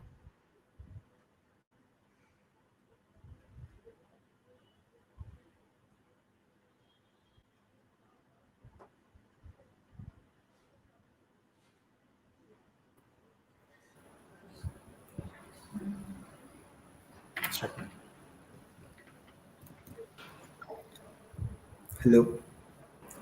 Good afternoon, one and all present here. Brigadier Vinod Datta is a warrior and logistician, a former Secretary Defense Crisis Management Group (MOD). He has overseen the operations in a number of disaster crisis situations at national and international level. Some of the important operations like Kashmir floods, Nepal earthquake, Chennai floods, Puttingal fire. He is instrumental in relief and response operations abroad too. He has handled supply chain logistics in Kargil War with excellence. He was also logistic advisor to the Royal Government of Bhutan and has been faculty in the College of Material Management, Jabalpur. He conceptualized the first ever Indo-US HADR exercise with international observers. He has been part of 9 ADM plus EWG on HADR at Vientiane, Laos in December 2016. Brigadier holds two master degrees in management and strategic studies, law degree, MPhil in management and PhD. He has been an alumni of coveted Defense Services Staff College, Wellington, Army War College, and IIM Indore. He has also attended courses on supply chain management and logistics and project management at MDI Gurgaon. He is visiting faculty to Army War College, Defense Service Staff College, Wellington, IIT Kanpur, IIT Roorkee, Amity University, Mewar University, Indian Railway Institute of Transport Management, Lucknow, IIRD, Shimla. He has traversed the logistics in disaster management field and academic world. The natural progression was to share knowledge and inspire self-development.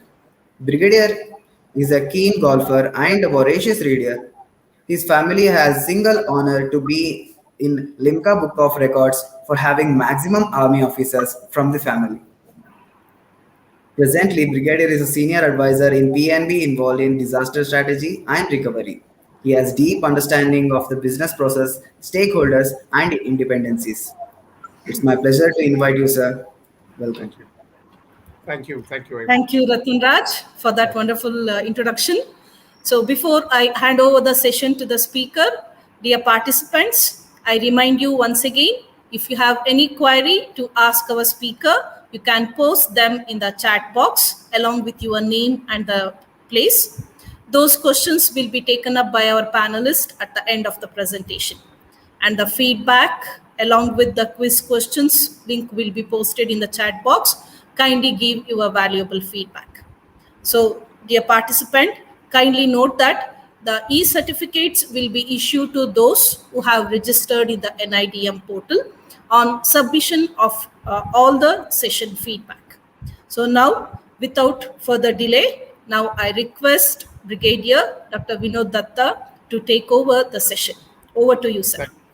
Thank you, Dr. Shilpa. Thank you, Ratan.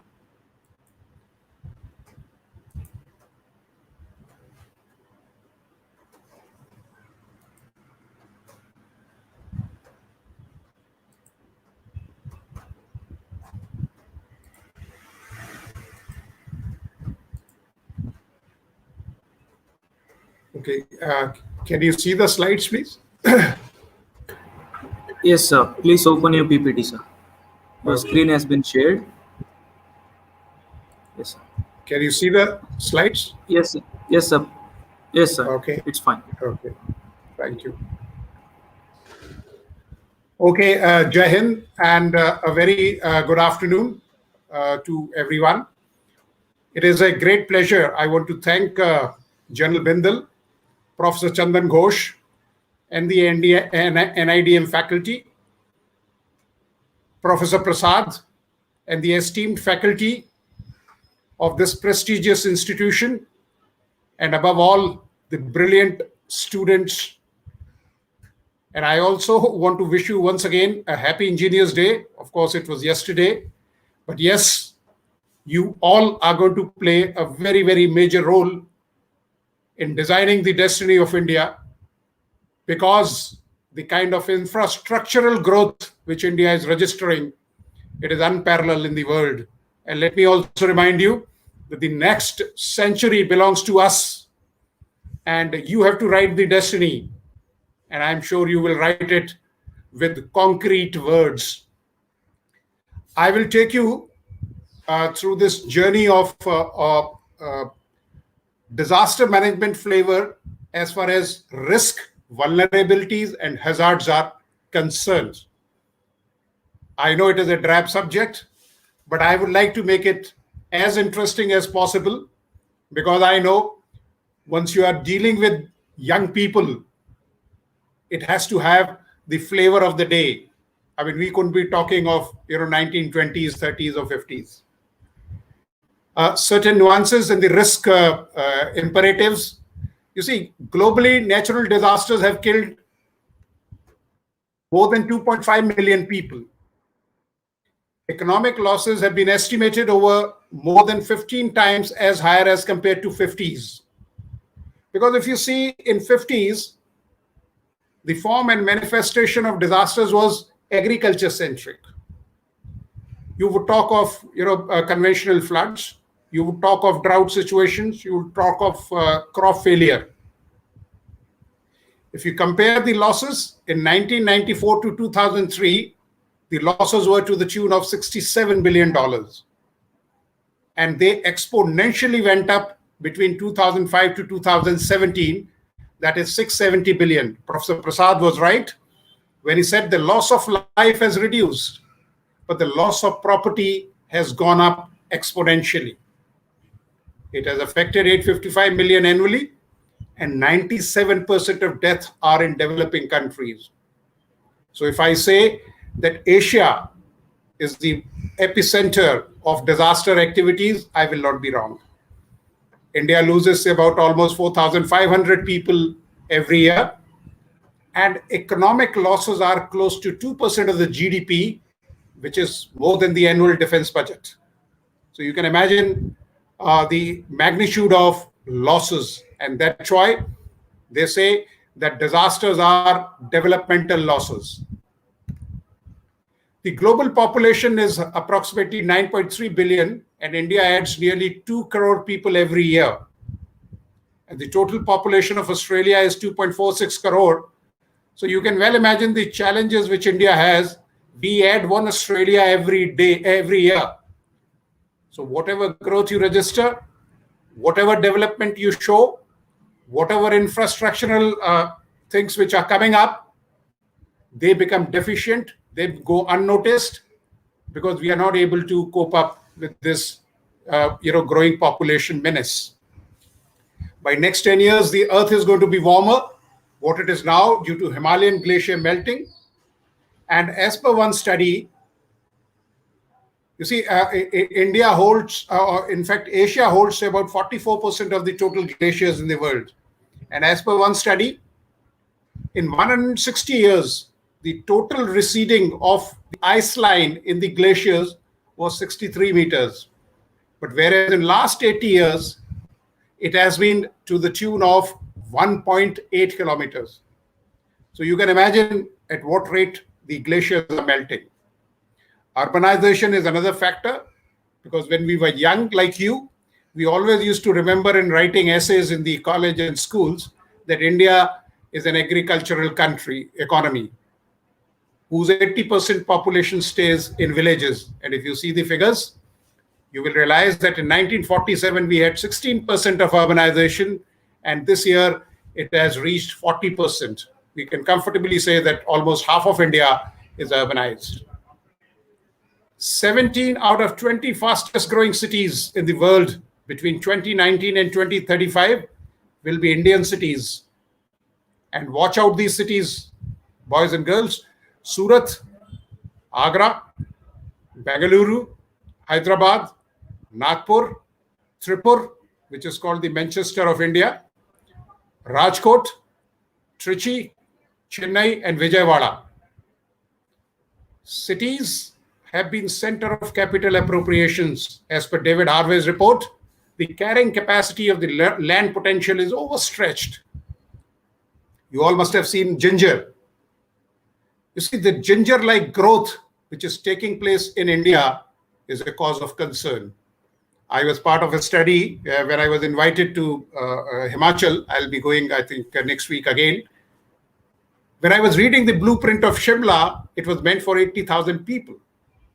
And In the peak summers, there are, more than 1.5 lakh people who land up on weekends in Shimla, resulting in the land potential to be overstretched. India has 14 most populous cities out of 20 in world. There are certain facts which you will be, I'm sure you must be aware, but let me rebrush it. Phnom Penh in Cambodia will be the fastest growing city in the world. And let me tell you, these satellite nations which are there, they are attracting a lot of entrepreneurs, a lot of young people like you because of the ease of business. If you see the challenges, the hazards and the risks which are involved, if you want to apply for a license, for a restaurant license in China, you require 4 clearances. Whereas in India, you require 26 clearances. Dar es Salaam in Tanzania will be the leader growth in Africa. Africa is the next destination for the entrepreneurs. Another challenging risk or the vulnerability which India faces is the water crisis. As per WHO standards, you require 135 liters of water every day. And in India, the average has reduced to 20 liters per day. And being a soldier, you see, you are given 5 liters of water on hard scale when you are in war, because you are not required to take a bath. You are not required to, use water for shaving and all. It is only for drinking purpose. So we are nearing that kind of situation where we'll be on a war scale water entitlements. And the cities which are likely to be impacted are Shimla, Gurugram, Meerut, Jaipur, Kanpur, Dhanbad, Jamshedpur, Amravati, Mumbai, Solapur, Asansol. You come further down, Hyderabad, Vizag, Vijayawada, Bangalore, Chennai. Chennai in 2018, there were only 3 in Tamil Nadu, 3 districts which were impacted by water. And as per 2020 report, 18 districts, were hit by water crisis. And there is a proper water cartel, water mafia, which is controlling that water. And in Chennai, willy-nilly, everybody is buying water. Coimbatore, Kochi, and Madurai. Indians on an average lose 1.5 years of life due to air pollution. This is another hazard which we have to be very careful. You see, now we are coming, the weather is improving up in north, but now we will be again hit by this pollution crisis. And let me tell you, Indonesia, which is such a small country, there is a city called Riau, which has been made totally pollution free. But in India, we only, हमारे यहाँ केवल जिक्र और फिक्र होता है pollution का. We will have those templated captions on TV that, Parali is being burnt there. This thing is make odd and even, but nothing substantial has been done. PM 2.5 comes from power plants, cars, trucks, fires, and industrial emissions, and the uncontrolled construction. You all are going to be civil engineers. Please underline this word, the uncontrolled construction. Death rate in children because of the pollution, we lose 51 kids per 1 lakh. Over 1 lakh children died in 2016 due to ambient and household pollution. At the death below 5 years, we lost 28,000 boys and say about almost 33,000 girls. Over 2 million deaths occur prematurely in India due to pollution, accounting for 25% of global deaths. By no stretch of imagination, I'm trying to scare you with these figures.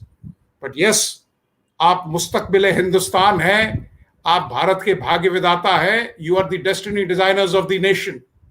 You must know that what is ailing our environment.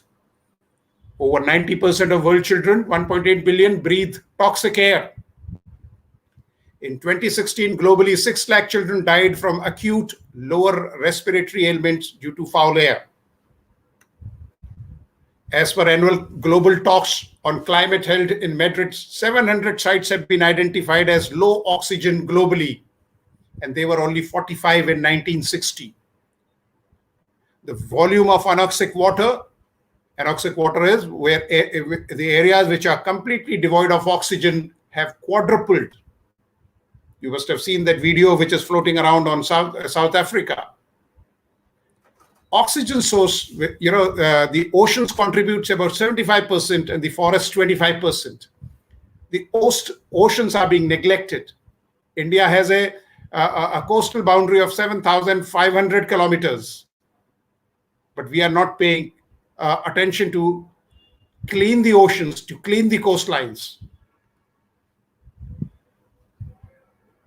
Now, there are three major climatic changes which have taken place in medieval India, and that is called the medieval climate period between 1100 to 1300 AD, the Little Ice Age between 1300 to 1750, and the current warm era from 1750 till date, which includes your Industrial Revolution from 1760 to 1850, and the urbanization.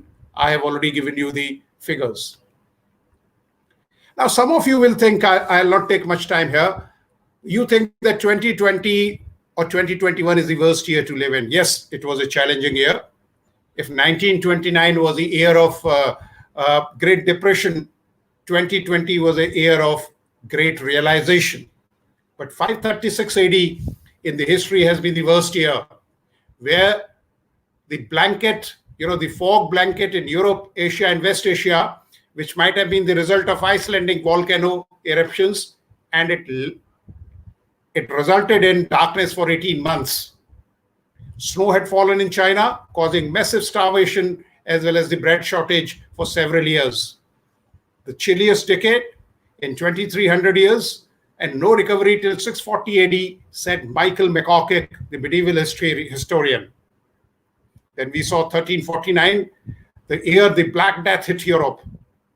And so about 100 years back, we saw 1918 when flu killed up to 100 million people. The torment of these years continued in 541 AD as bubonic plague hit the Roman port. And it was one of the reasons for fall of Roman Empire. And you must have been to Dwarka.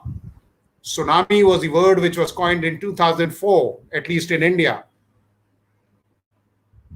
The city which was planned by Lord Krishna, which was constructed by Lord Vishwakarma, got swept away.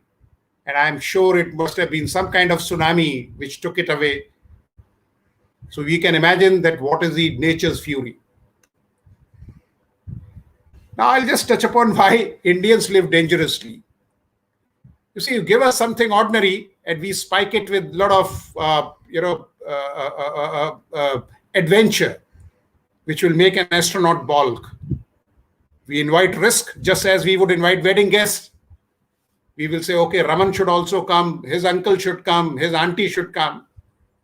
About 600 people died daily on Indian roads in 2017 because of the road traffic injuries. We take pleasure in hanging the helmet on the handle of the bike or a scooter, but we don't take any botheration to wear it. These are the kind of vulnerabilities we are exposing. Everybody thinks that he's going to be a Lord Ganesha, that his head will be replaced by somebody or by some supernatural power. It doesn't happen that way. In past 4 years, a total of 23,000 people were killed in trespassing railway tracks. In India, everybody is in tearing hurry, but nobody reaches in time. What constitutes fire hazards rarely concerns Indian town planners and the architects. We live, love, and feast on tinder boxes with matchsticks in our hands. Most of us believe in karma. We always feel that, yes, we were destined to be treated like this. We were destined to meet an end like this. That idea has to be shed. And who sets the pace for risk awareness? Is it ordinary folks or the society? The short answer is society. Now, I will not touch upon, I'll just touch upon certain high-risk earthquake cities. which are most vulnerable and have a higher risk profile: Srinagar, Shimla, Solan in Himachal Pradesh, Panipat, Pithoragarh, Uttarkashi, Nainital in Uttarakhand, Moradabad in UP, Delhi, Gangtok, Sikkim, Patna in Bihar, Bhagalpur in Bihar, Aizawl in Northeast, Vijayawada and Ratnagiri. I will skip all these things because I'm sure that it must have been covered. So I will not touch upon this. I will straight away.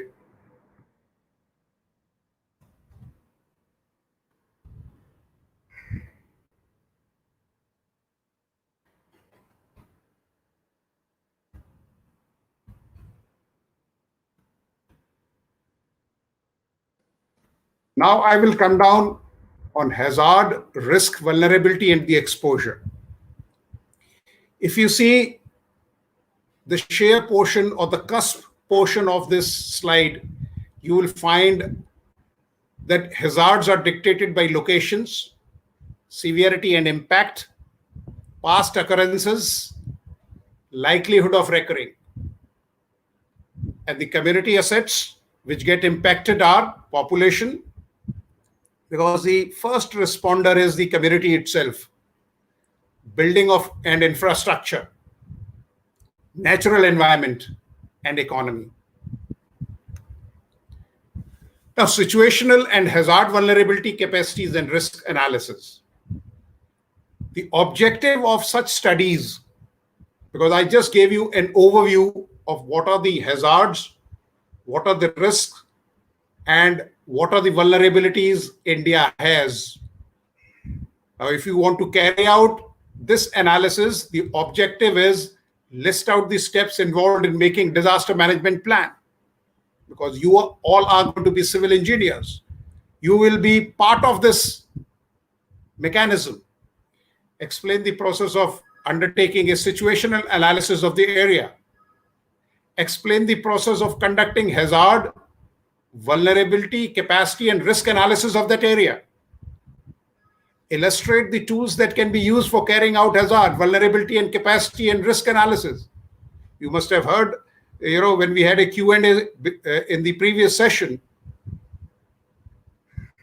the eminent professors had so very easily explained to you the kind of challenges they have. The key concept of HRVCA are situation analysis of a village, town, or a city. Hazard analysis, the tools and techniques which you are going to use. The vulnerability analysis should be based on, again, the tools and techniques which are being used. And tools and techniques will dictate your capacity and resource analysis. And once you have done that, you will come down on risk analysis. You will know what kind of risks you are exposed to. And if you put it on a matrix like this, you have to give disaster history and format. Once you have listed the disasters like this, you can plot it against the months, where you can always establish a pattern or learn or discern a pattern where you can make out that if there are household fires, is it during the peak summers because the power consumption is more, or the floods, they come in monsoon, or the forest fire. So the moment you plot these disasters, you will come to know what kind of pattern they follow. Once you have done that, then you can write about each disaster. Like take example for flood. You write the cause, the warning signs, the speed of onset, frequency, and period of occurrence. The situational analysis sketch of the map is drawn by the participants or the stakeholders. Existing situation of the area is depicted on the map. Because the moment you start plotting all these things on a map or on a whiteboard or a blackboard, whatever, you will realize that it is easy to understand and discern the patterns. And in situational profile, you would require population, that is the demographic density, geographical area, what are the geographical imperatives, temperature, rainfall, agricultural land, cropping pattern, education, economy, occupation, literacy rate, income, river, road and industries, hospitals, schools, temples. You will require all these things. Schools may be required to serve as community centers, for relief centers, camp areas, temples, churches. They can be utilized for that purpose because they have those kind of community halls. They have those kind of community kitchen. The sex ratio, families below poverty line. What is the livelihood pattern? Drinking water sources, critical establishment and other critical infrastructure. Now, the stakeholders can be asked to depict the following information on the map. The area surrounded by the north, south, east, and the western directions. What all resources you have. Distance to the nearest villages, or the towns or the cities. Hills, hillocks, elevated land, inclines, low-lying areas, high tide lines. You know, what had happened in Chennai floods? You see, I was overseeing the operation. All the flood pans, they were blocked. Or the local government or the municipality gave permission to have those malls and all. A colony by the name of Riverview came up. And let me tell you, when we buy potatoes, we see it twice or thrice. And then we tell the vendor that please change it. I was surprised, I was appalled when people did not even see that what kind of investment they are doing. And when you have such negligence, so the river thought, let me go and see the wise people who have purchased plots here or the houses here. So the river came to see the Riverview colony, that how people are living. The nearest water bodies and distance from the sea. All these factors should be taken into consideration. Number of men, women, children, disabled, elderly and transgender. Segregated data of aged people, pregnant mothers, lactating mothers, those dependent upon specific medications, housing type, kacha, pakka, semi-kacha houses, natural resources in the area.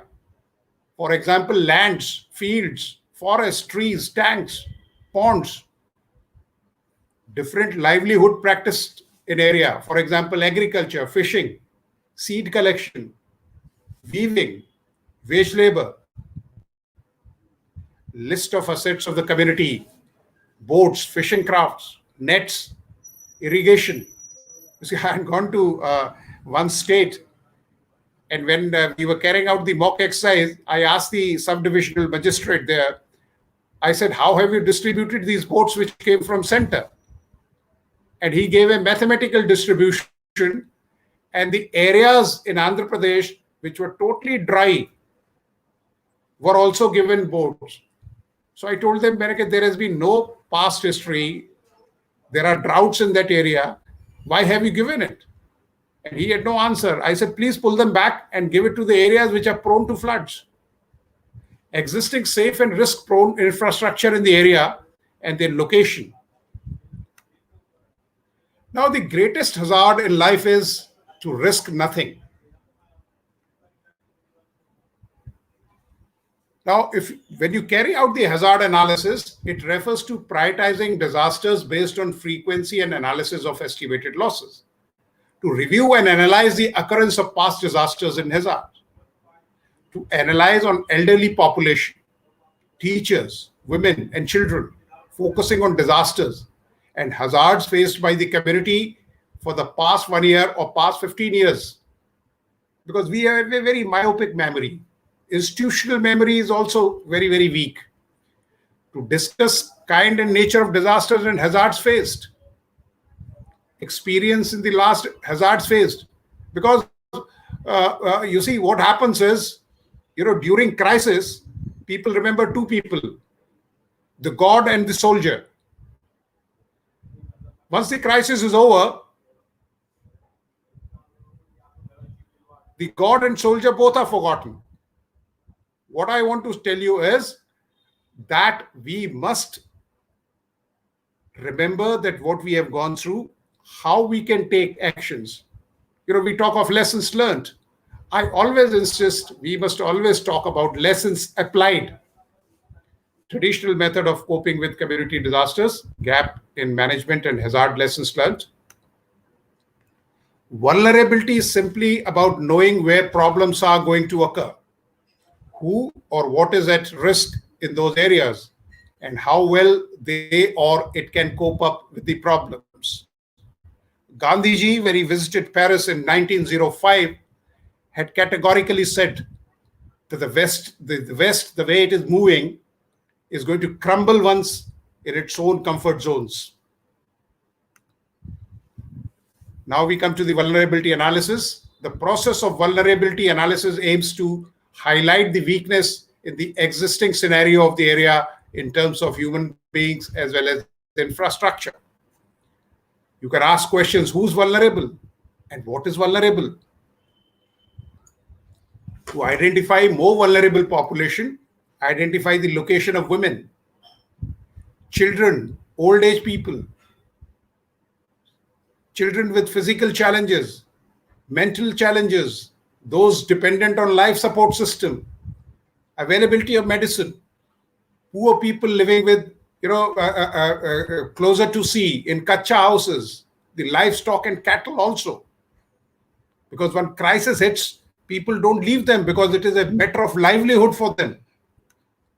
So you can plot all these things like this. The categories, like it can be individual, community, and infrastructure, the level of vulnerability which you have, underlying causes, impact on lives, livelihood, property, infrastructure, basic service, assets, and resources. Then comes the vulnerability assessment. The vulnerability assessment would focus on vulnerable community and vulnerable infrastructure. It assesses the more vulnerable population and the assets in that area. Vulnerability mapping can also be used a tool for depicting the area which is vulnerable to various hazards. And the map can be made separately or clubbed with the hazard maps. So you can have maps, you can have overlays, which is going to give you a good insight on the vulnerability assessment of that particular area or that particular region.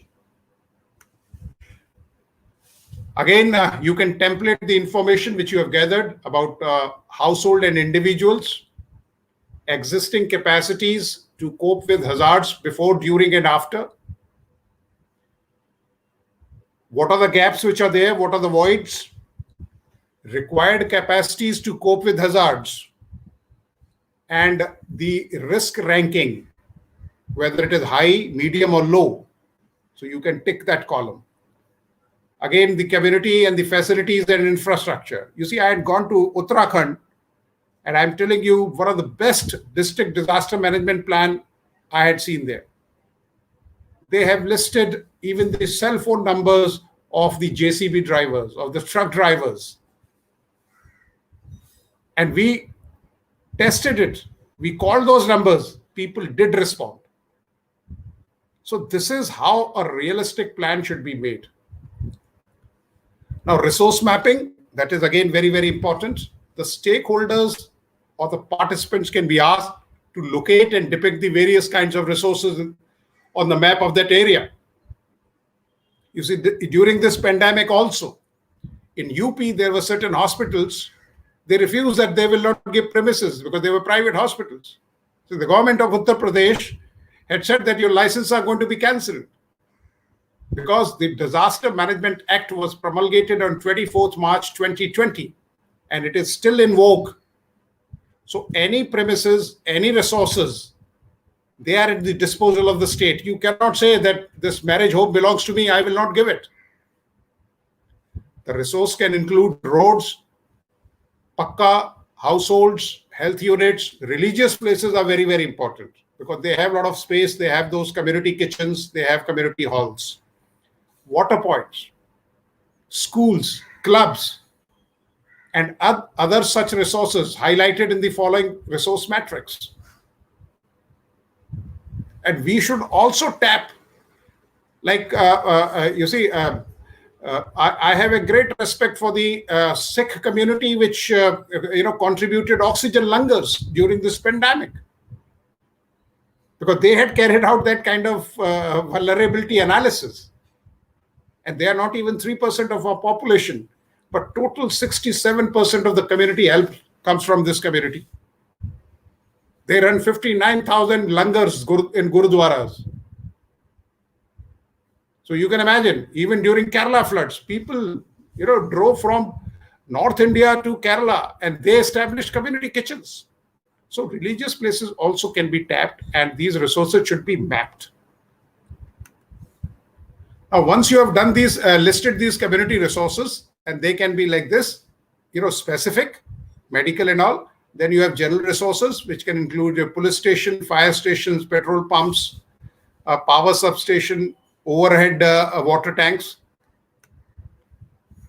Then you have community resources like cranes, cutters, loaders, dumpers, heavy jacks, shoring equipment, parks, playgrounds, open spaces, community hall, colleges. Then you should also have a list of doctors, vets, A&M paramedical staff, trained midwives, nurses, carpenters, masons, mechanics, because they all play a very, very important role. Their telephone numbers, what is the location, right up to the village, town, and cities. Then we come down to the risk analysis. The risk analysis is a measure of the expected losses due to hazard, even of a particular magnitude, occurring in a given area or a specific time period. The tools is based on determining the risk by analyzing the vulnerabilities and capacities of the community related to each hazard. And it should determine the risk by ranking, that which risk is higher. Ask the participants or the stakeholders about the risk which poses the highest risk. I mean, everybody is not a Field Marshal Slim who said, during the African campaign, that the difficult things we can do later, let's do impossible things. But for that, you require that kind of leadership. Explore the reasons due to which the particular hazard poses the risk. Consider the vulnerability as well as the capacity analysis. Because everybody thinks that somebody else is going to die. These disasters are not going to impact me. But I have told you, the nature's fury is the biggest exploiter of nature is the human beings. And the earth knows how to shake human beings. In this pandemic, it has been conveyed. I have finished. If you have any questions, you are most welcome to ask. Even, if you are time critical, you can, this is my WhatsApp number. You can WhatsApp me on this number or drop a mail. If you have any other questions, I'll be too glad to answer them because I know we are running behind schedule, and it was really very nice to interact with you all. Yes, sir. Thank you, sir. That was indeed a very informative session. And thank you for making us understanding the disaster history, risk analysis, and vulnerability mapping, and many more. So which might have created a true awareness in our young participants. So we look forward to have many such lectures by you in future. Thank you so much, sir. Now, I request the dear participants, you can post your queries in the chat box and give your feedback provided in the chat box. So let me invite the professors of the session, Dr. Chandan Ghosh from NIDM, Dr. S.K. Prasad, and Dr. Umesha P.K. from VVCE. I request the professors to handle the question answer sessions. Over to you, sir. Yeah, thank you. Professor Shilpa. It was indeed very nice, Brigadier Datta connected with a lot of civil engineering aspects, and especially risk analysis, which has you clearly showed how methodically we'll have to do, and initial statistics which you provided regarding the problems in India, the population growth, and irregular urbanization, pollution, and all these definitely amount to risk. And what is most important in disaster management is how we can minimize risk, or probably how we can bring down risk to zero. And you rightly put all these things. Before talking to the other panelists, I think there is one question from one Mr. Rajashekhar of VIT Vellore. In fact, he has posed three questions. I'll just go one by one to Brigadier Datta. Dr. Rajashekhar mentions that there has been drastic increase in mining of materials such as coal, iron ore, etc. What is the contribution in CO2 emission? That's a very pertinent point, and I want to tell you that where we are located, or Mysuru, there was a Kasturi Rangan committee which was there, and there was another committee which was headed by Mr. V.N. Gadkir. That committee has recommended the impact of illegal mining, the kind of threat or the risk and vulnerabilities which you have in the Western Ghats. If you recall, in last 3-4 years, there have been so many incidents which has obliterated certain townships, certain villages from the map of India. And that report had clearly said that what impact it is going to have on the climate change, on the pollution level, and the illegal mining which is being done. And Western Ghats are now a great risk. If you see the entire Sahyadri ranges, they are all. But unfortunately, we always require a big alarm, because we are never proactive. We are always reactive as far as disasters are concerned. So it is high time that we must, read these studies. As I always tell, you see, it is not the lessons learned, it is the lessons applied. There are a large number of researches which has been done. There are a large number of, today you suffer from information overload.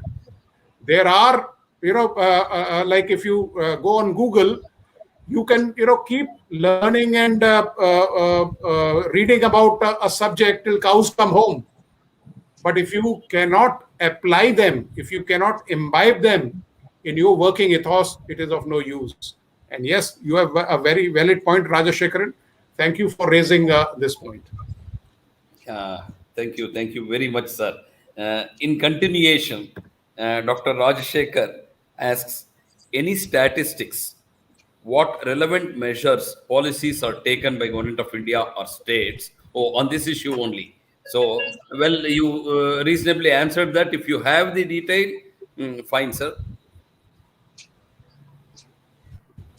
Well, the details, the exact stats I won't have, but yes, there are like, we just had a dialogue with the United States, and the COP26 is slated for 1st November.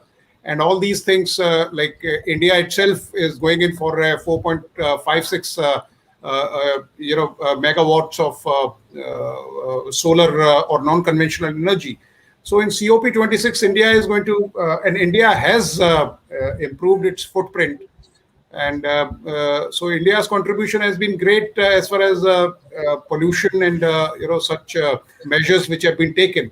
The only challenge which we have is our, population. And because if we do not control this, and I gave you the figures, we had 2 crore people, and 2 crore people is, it's a very alarming figure.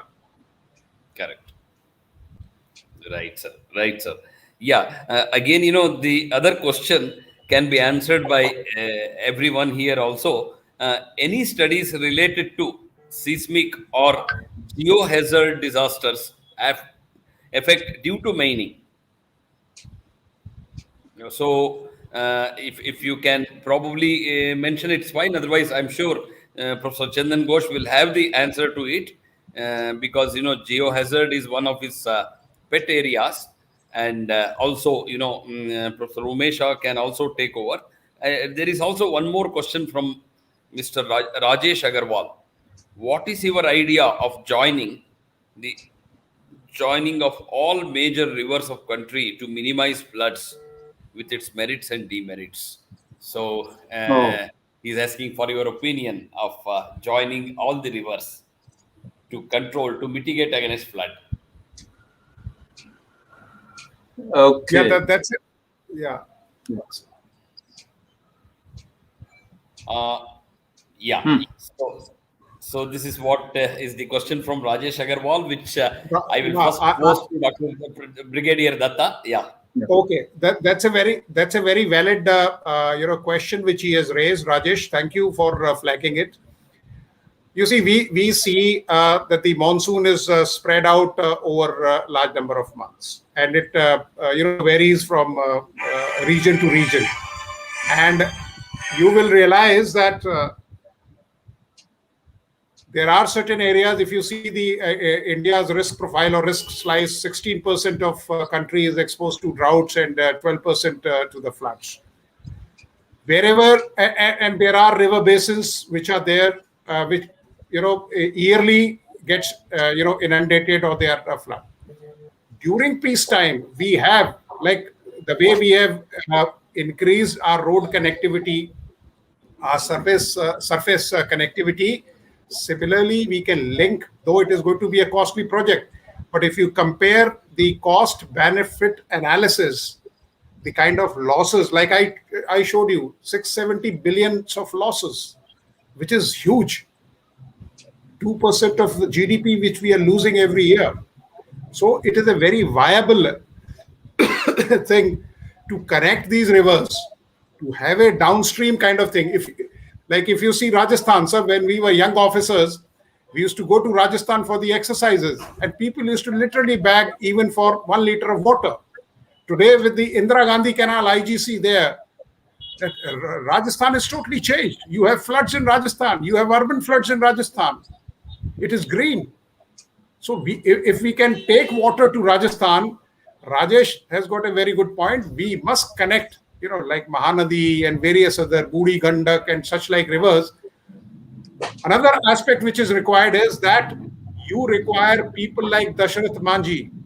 You require a person like, there was a guy in Punjab, a Sikh gentleman, I'm forgetting his name. He cleaned most of the canals on his own. In Bangalore, the Madras Engineering Group, in Bangalore, they cleared certain lakes because they wanted to carry out watermanship training. And there were a lot of weeds. The desilting was done. And it is a flourishing lake. It is a reservoir for water in Bangalore. So we don't require these clean Ganga, Nawami Gange, and such like projects where crores have been spent. We require motivated people like this, and motivation can move mountains. Fine, sir. Thank you. I request Professor Chandan Ghosh to again give his opinion on this issue.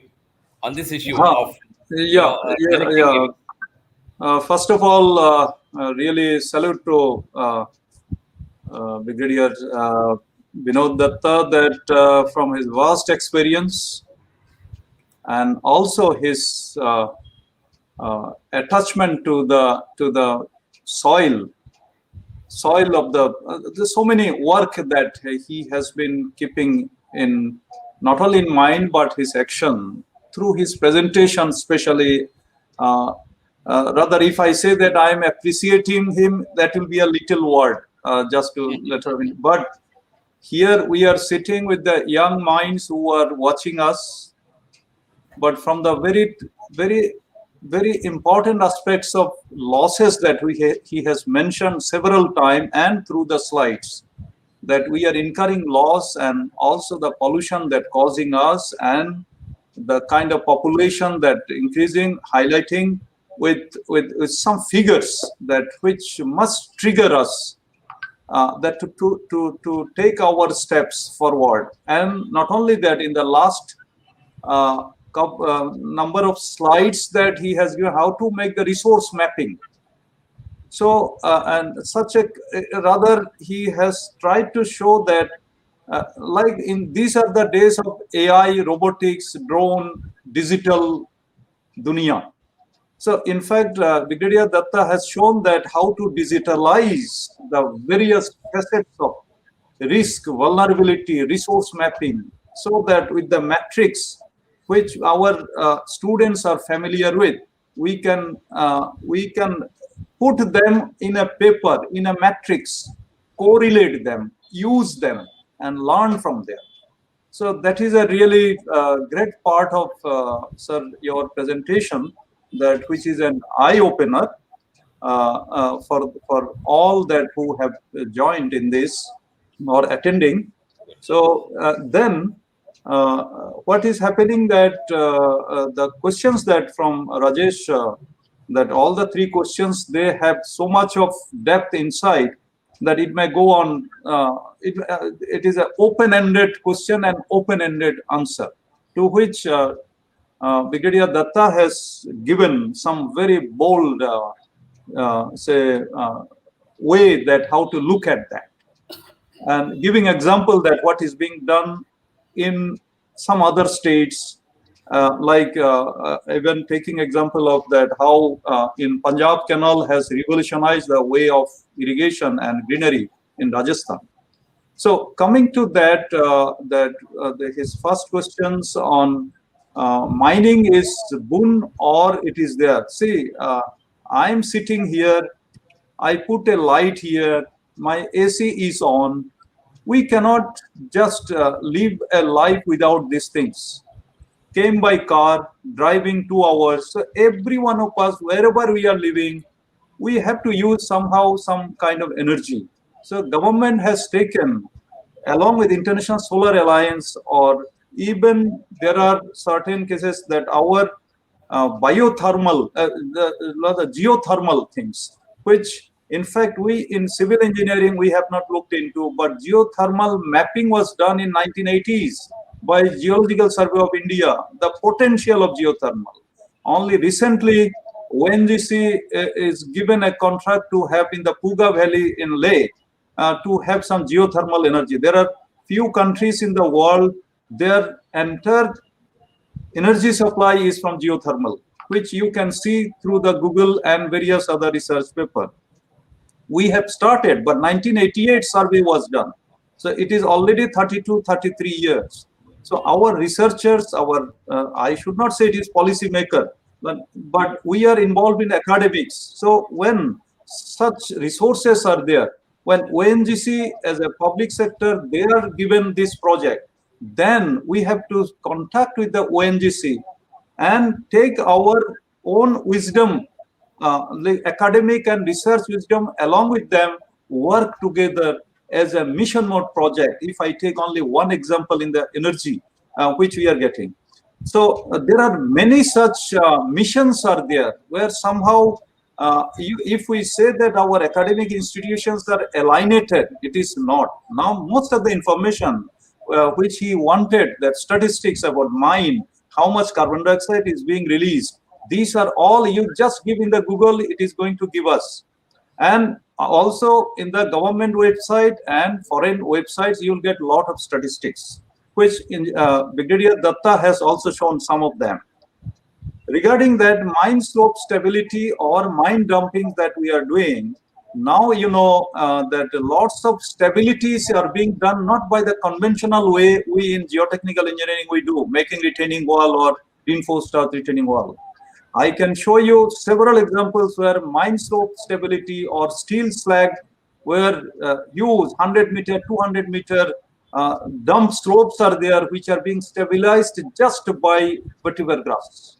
in Bokaro steel plant. I can show you many of these things. So when we cannot avoid this dump or mining, we cannot avoid, or we may have to restrict it. When we need a necessity is there, then nature as well as our individual thinking as well as entrepreneurship brought out many such know-how which are friendly with the nature. So grass is one of that. Second thing is that whether all the rivers can be joined so that we can mediate with the flood. You see, if we go in a conventional way, which came up 2 decades back, that river linking project, which run into controversy. But now you see, state of Andhra Pradesh has created a great example that making Polavaram Dam, which is not complete, but making a 270-kilometer canal, some part of the canal, they have done simply by pipeline, underground pipeline, which are the equivalent capacity of the canal that for which we spend so much and we disturb the things. So alternative is, instead of joining all the river, which is not possible, which is a big task, rather our engineering skill with pipeline, because a canal of 50-meter width can be made with a pipeline made of geosynthetics these days, or cast iron pipeline. And with more than 10 times more speed, the water can be carried without disturbing the ecology of that.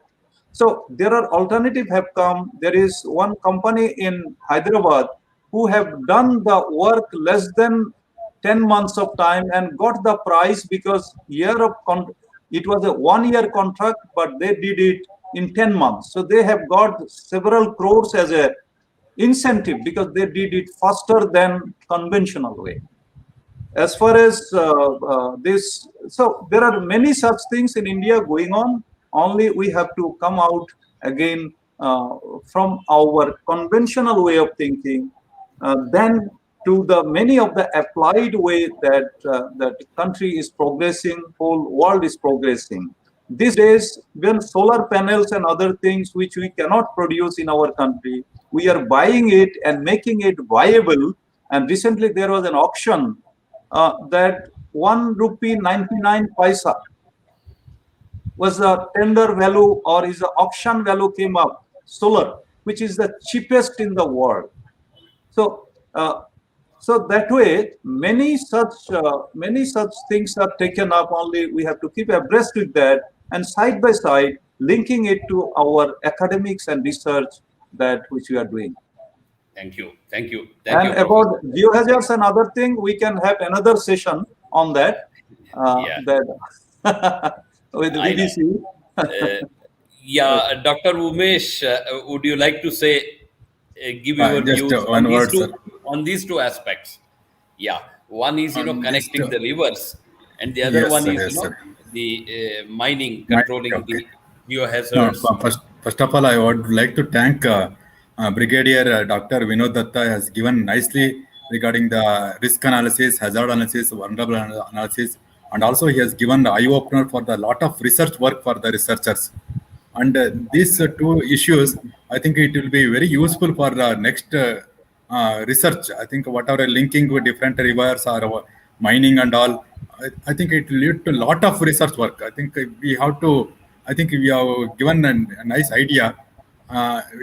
Researcher in the youngsters should come forward and take that as a research work for their PhD or something like that. It will be very useful. I'd like to thank Professor Datta for his very nice lecture, and thank you very much, sir. Okay. Yeah. Okay. Anyway, I will probably request Brigadier Datta to give his final message. But before that, I again want to just connect to whatever we said today and whatever we also were talking yesterday. Connecting rivers or going for mines, etc. All these are kind of working against nature. So we'll have to balance between what we call sustainability, not disturbing nature, with whatever facilities we require now. Because, as rightly pointed out by Professor Chandan Ghosh, we cannot live without an air conditioner. We cannot live without, fuel. So we need to have all these things. So there is a serious requirement of balancing, and this is where civil engineers have a very big role to play. For instance, I always keep saying, you minimize earthwork. Say you want to build a new extension, there is no need to level the surface. So normally what the agencies look at is, if you have a level ground, it is comfortable. So at some point, where it is at a elevated portion, they cut, and wherever depressions are there, they fill up those areas. That is going to cause a lot of problems to nature. We have to keep maintaining the profile as it is, and hence, you allow for good drainage, you also allow for good scenic beauty. So many a times we need to change our engineering thinking, and we may have to go for some of the out of the box thinkings, as mentioned by Professor Chandan Ghosh. Even yesterday we saw with the presentation by Professor Tauhata.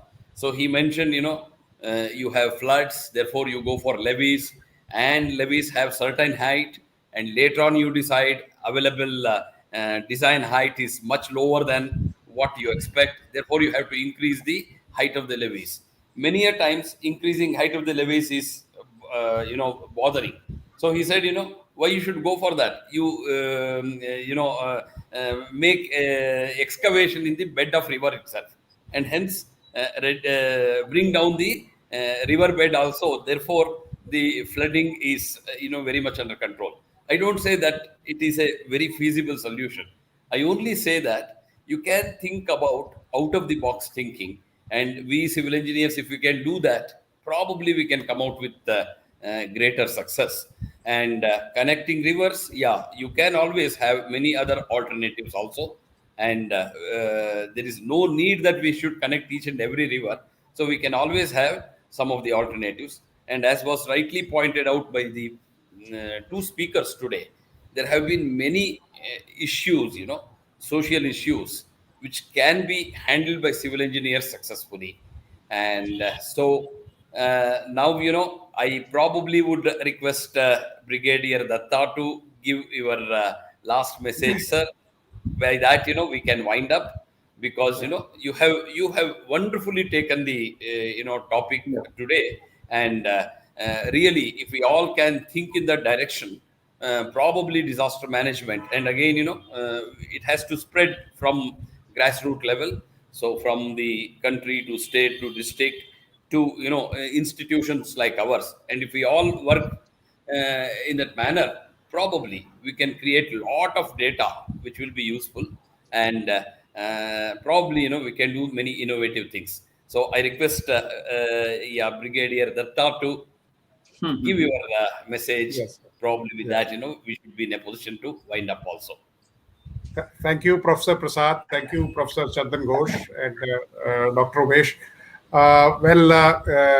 It was really very nice listening to you all, and the points which you gave, I mean, they were pearls of wisdom. What I want to tell you, the youngsters or the millennials or the people who matter in this country, is that we are a young nation. Our average age is 29 years. The kind of potential we have is known to the world. If you see outside the world, we are the ones who are being recognized, who are being patronized, who are being invited, who are being solicited. You see, the Fortune 500 companies, a large number of share is of Indians. And the best of the brains is from India. But unfortunately, we get very influenced by the Western packaging which we have. So we have to shed that packaging. We have to have that substantial. You see, you must have seen that rice bag which is there. If you have substance, it will stand. If it doesn't have, it is converted into a doormat, or it is consigned to a rag picker. So what I want you is that you should be innovative. Such ideas which are coming. This is how people, innovate. I'm telling you, you see, in Kargil war, I'll just give you an example, how innovation helps. Innovation is the backbone of civil engineers. You see, today, whatever vision we have, whatever infrastructural achievements which we have, it has been done by you all people. I'll just give you an example of Kargil war. You know, we were to go for an attack. We started at 8 o'clock. It was very difficult. You know, the going was not going at all. And by 2:30, a subordinate of mine, he crawled up to me and he comes and tells, okay, sir, there is no going there. And he says the reinforcement which we will get is by tomorrow last night, because in daytime the Pakistanis are not going to allow you any reinforcement. And the moment you are daylighted, you will be killed, you will be butchered. So I asked him, okay, what is the option? He says, sir, suicidal attack. And we decided कि मरना तो है ही, so might as well कुछ लोगों को मर के ही लेके जाओ. And he gave a very good innovative idea. Let me tell you, every unit has got a war cry. He said, sir, we will not use our war cry. We are going to use a war cry which the other battalion across, or the enemy battalion has. So we all gathered, whatever we had. We said, Nara Tadbir, Allahu Akbar, and we charged on the enemy. And the enemy thought that it is their reinforcement which is coming. With the result, they stopped firing. They sent some guides. And we could capture those people, butchered them, snatched their weapons, and by 8:30 in the morning, we were there. We captured that post. What I want to tell you is innovation is the backbone of any growth. And the very fact that idea which you have given, today it is an idea, tomorrow it is going to, it may be a spark. It will turn into an inferno. And you all are there. I mean, history is replete with examples. And South is famous for that. If you go to Bengal, if you go to South, I mean, most of the scientists, they have, come from this region. So the brain of South and the brawn of North, if we unite, I mean, nothing can beat India. Yes, sir. Excellent, sir. Yeah, you rightly said it. Again, Rajesh Agarwal has, in continuation, just made a mention. I will make that statement. He said, we are losing the catchment areas of our cities with haphazard urbanization. Very, very true. Okay, well-planned cities can minimize loads on sewers and rivers. Definitely accepted. Perhaps, again, I will request Brigadier Datta, you mentioned about the pollution-free city in Indonesia, Riau. If at all you have some information on that, you can throw, because, I'm sure our civil engineers would be interested to know. So you can probably mention about that, sir. Yes. What has happened, sir? Like, I'll just give you an example. India has got little less than 5 lakh architects. India's requirement, the way we are growing, is 6-7 times much more architects which we require. What is happening is that we are approaching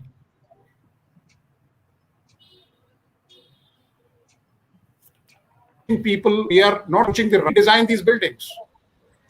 The areas are not being addressed. If you see the concentration of the metros, which is there, we have to decongest these cities. We have to change the timings. We have to have a good public system. Like in Riau, they improved the public system. They started making a smart city there. The smart governance. You see, the parking was available. If you have a good, public transport, why should everybody, drive all the way? Like Professor Chandan Ghosh the other day, I was telling, he takes almost 2 hours to reach his office. And though now he's sitting in a beautiful, environment and a beautiful campus, I can see, in the backdrop. But, if there is a good transport system, if it is an accessible transport system, he would like to travel in that. Yeah. You see, I've gone to London. When I reached there, my flight landed at Heathrow. And when I was discussing with some people, they said that in Heathrow, after 6 o'clock, there are no flights which land. Because people have complained that, people have early dinner there and they retire for the day at an early time. So they said it disturbs them. So that's why there were other airfields which were developed, like Gatwick and all. And from Gatwick, when I was to land there, I was worried, how will I reach London? Because it's a quite a costly city. But the public transport system is so good. The moment I checked out, somebody told me, sir, get into the tube and you will reach King's Cross. So public transport, you should have smart governance, smart energy levels in the cities, have decongestion. Everybody need not be in the in Connaught Place or in Mount Road in Chennai. So what we require is that the planning, the architecture, and the smart cities. Like we have made 100 smart cities, but the smart cities have to convert into actions or into reality. It is not by just changing the boards and the flexes that the smart city has. And right where you write smart cities, you'll find a garbage there. So that is to be done. What they did is they reduced the carbon footprint. They reduced the vehicular movement. They encourage people to walk. They had those garbage, bins there, where if you carry certain, plastic reusables, you can buy a ticket for your, cab or something. Like what we have Raddiwalas. We are talking of this pollution in Parali. I think people will start talking anything in another 10-15 days in Delhi. There is no question. You see, like we have Raddiwalas, these waste paper merchants. They come and collect your newspapers. What do? I asked one chap. He told me, sir, this newspaper will go to Assam. This will go to Himachal. I said, yeah, then what are you saving in this? He says, sir, the tea and the apples will be packed in this. And they go by train. So similar thing we can do in Haryana. Rather than blaming one government to the other, the plant should be made there. You see, we have such engineers, we have such scientists that the plant should be made there. The moment he collects that parali, that is the left out which is there, convert them into glasses, and Delhi has so much of consumption. Those, ice cream cubes or, spoons or forks. Give it in Delhi and give that farmer, here is, 2,000 rupees for whatever parali you have given. Like what the newspaper chap gives us, $100 or $150 he gives you for a month or so. So similar things we can do. But unfortunately, हमारे यहाँ, you see, we always think कि, मैं संजीवनी बूटी खा के आया हूँ, मरेगा कोई और. क्योंकि हम स्वर्ग तो जाना चाहते हैं, लेकिन मरना नहीं चाहते. और स्वर्ग में जाने के लिए लाजमी है that you have to die. And when I say die, means you have to work hard. I know. Excellent, sir. In fact, I don't know how much knowledgeable you are and how much you are able to communicate. And, in all fields, you say that you are a golfer and you have been a wonderful teacher. And to hear about your heroics in Kargil, something really mind-boggling. And we are so happy to have you and so happy to learn so many things from you. I think it's time for us to probably close today's session. But I'm very, very sure we would like to have you perhaps personally here in Mysore. And if you can talk to our students, in person, I think it will be really thrilling. So we had a wonderful time today. So both of you, Dr. Nayak in the beginning and yourself, Brigadier Datta, now you made our day. So my sincere thanks from my side. And I'm sure all the young minds of civil engineering and other participants will be very happy about it. So with this, we'll probably close, and so I hand over the session to Dr. Shilpa to take over. So thank you, every one of you panel members. Thank you. Thanks Thank to you, sir. all the professors for your interactive, interesting panel discussion.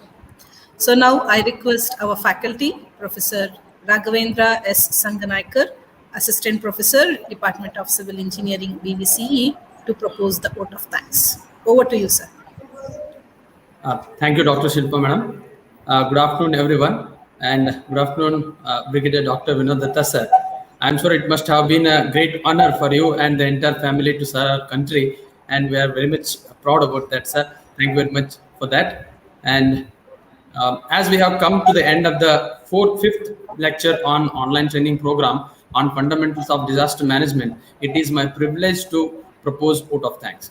On behalf of Department of Civil Engineering, Devataka College of Engineering, Mysuru, and National Institute of Disaster Management, Ministry of Home Affairs, Government of India, New Delhi, I convey my sincere thanks to the speaker of the day, speaker of the session, Brigadier Dr. Vinod Datta, for sharing his knowledge and experience. Thank you very much, sir. Thank you, sir. Thank you. Thank you very much, sir. Jai Hind.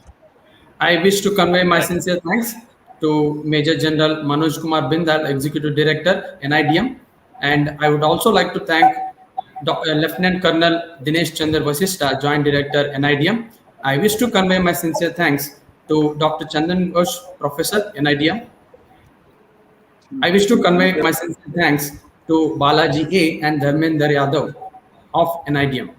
My sincere thanks to Dr. S.K. Prasad, Professor and Head of the Civil Engineering Department, VVCE. And also, I would like to thank Dr. Umesha P.K., Professor and Chairman, Research Studio, VVCE. Further, I wish to thank all the participants for your active participation in the session. And I also wish to convey my sincere thanks to the technical team, faculty and staff of the Department of Civil Engineering, VVCE, as well as that of NIDM. Finally, thanks to all the concerned, and we look forward to seeing you in all the next sessions. Thank you very much.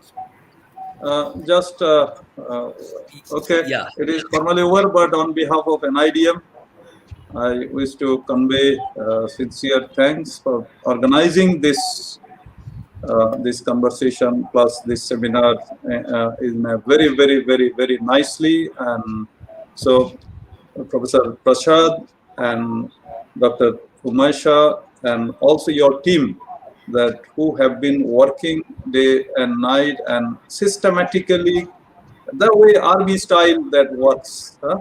It is something like everything is well planned and well structured. And so that way, on behalf of NIDM and our executive director, I want to convey that please keep it up. And it is an eye-opener itself in organizing in such a professional manner, even though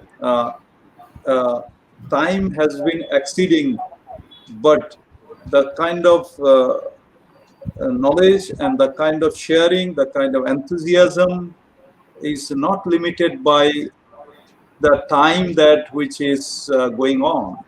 But even with the extra time that whatever we have been able to communicate, able to get, that is through your excellent organization and structured way that you have looked into. So thank you very much.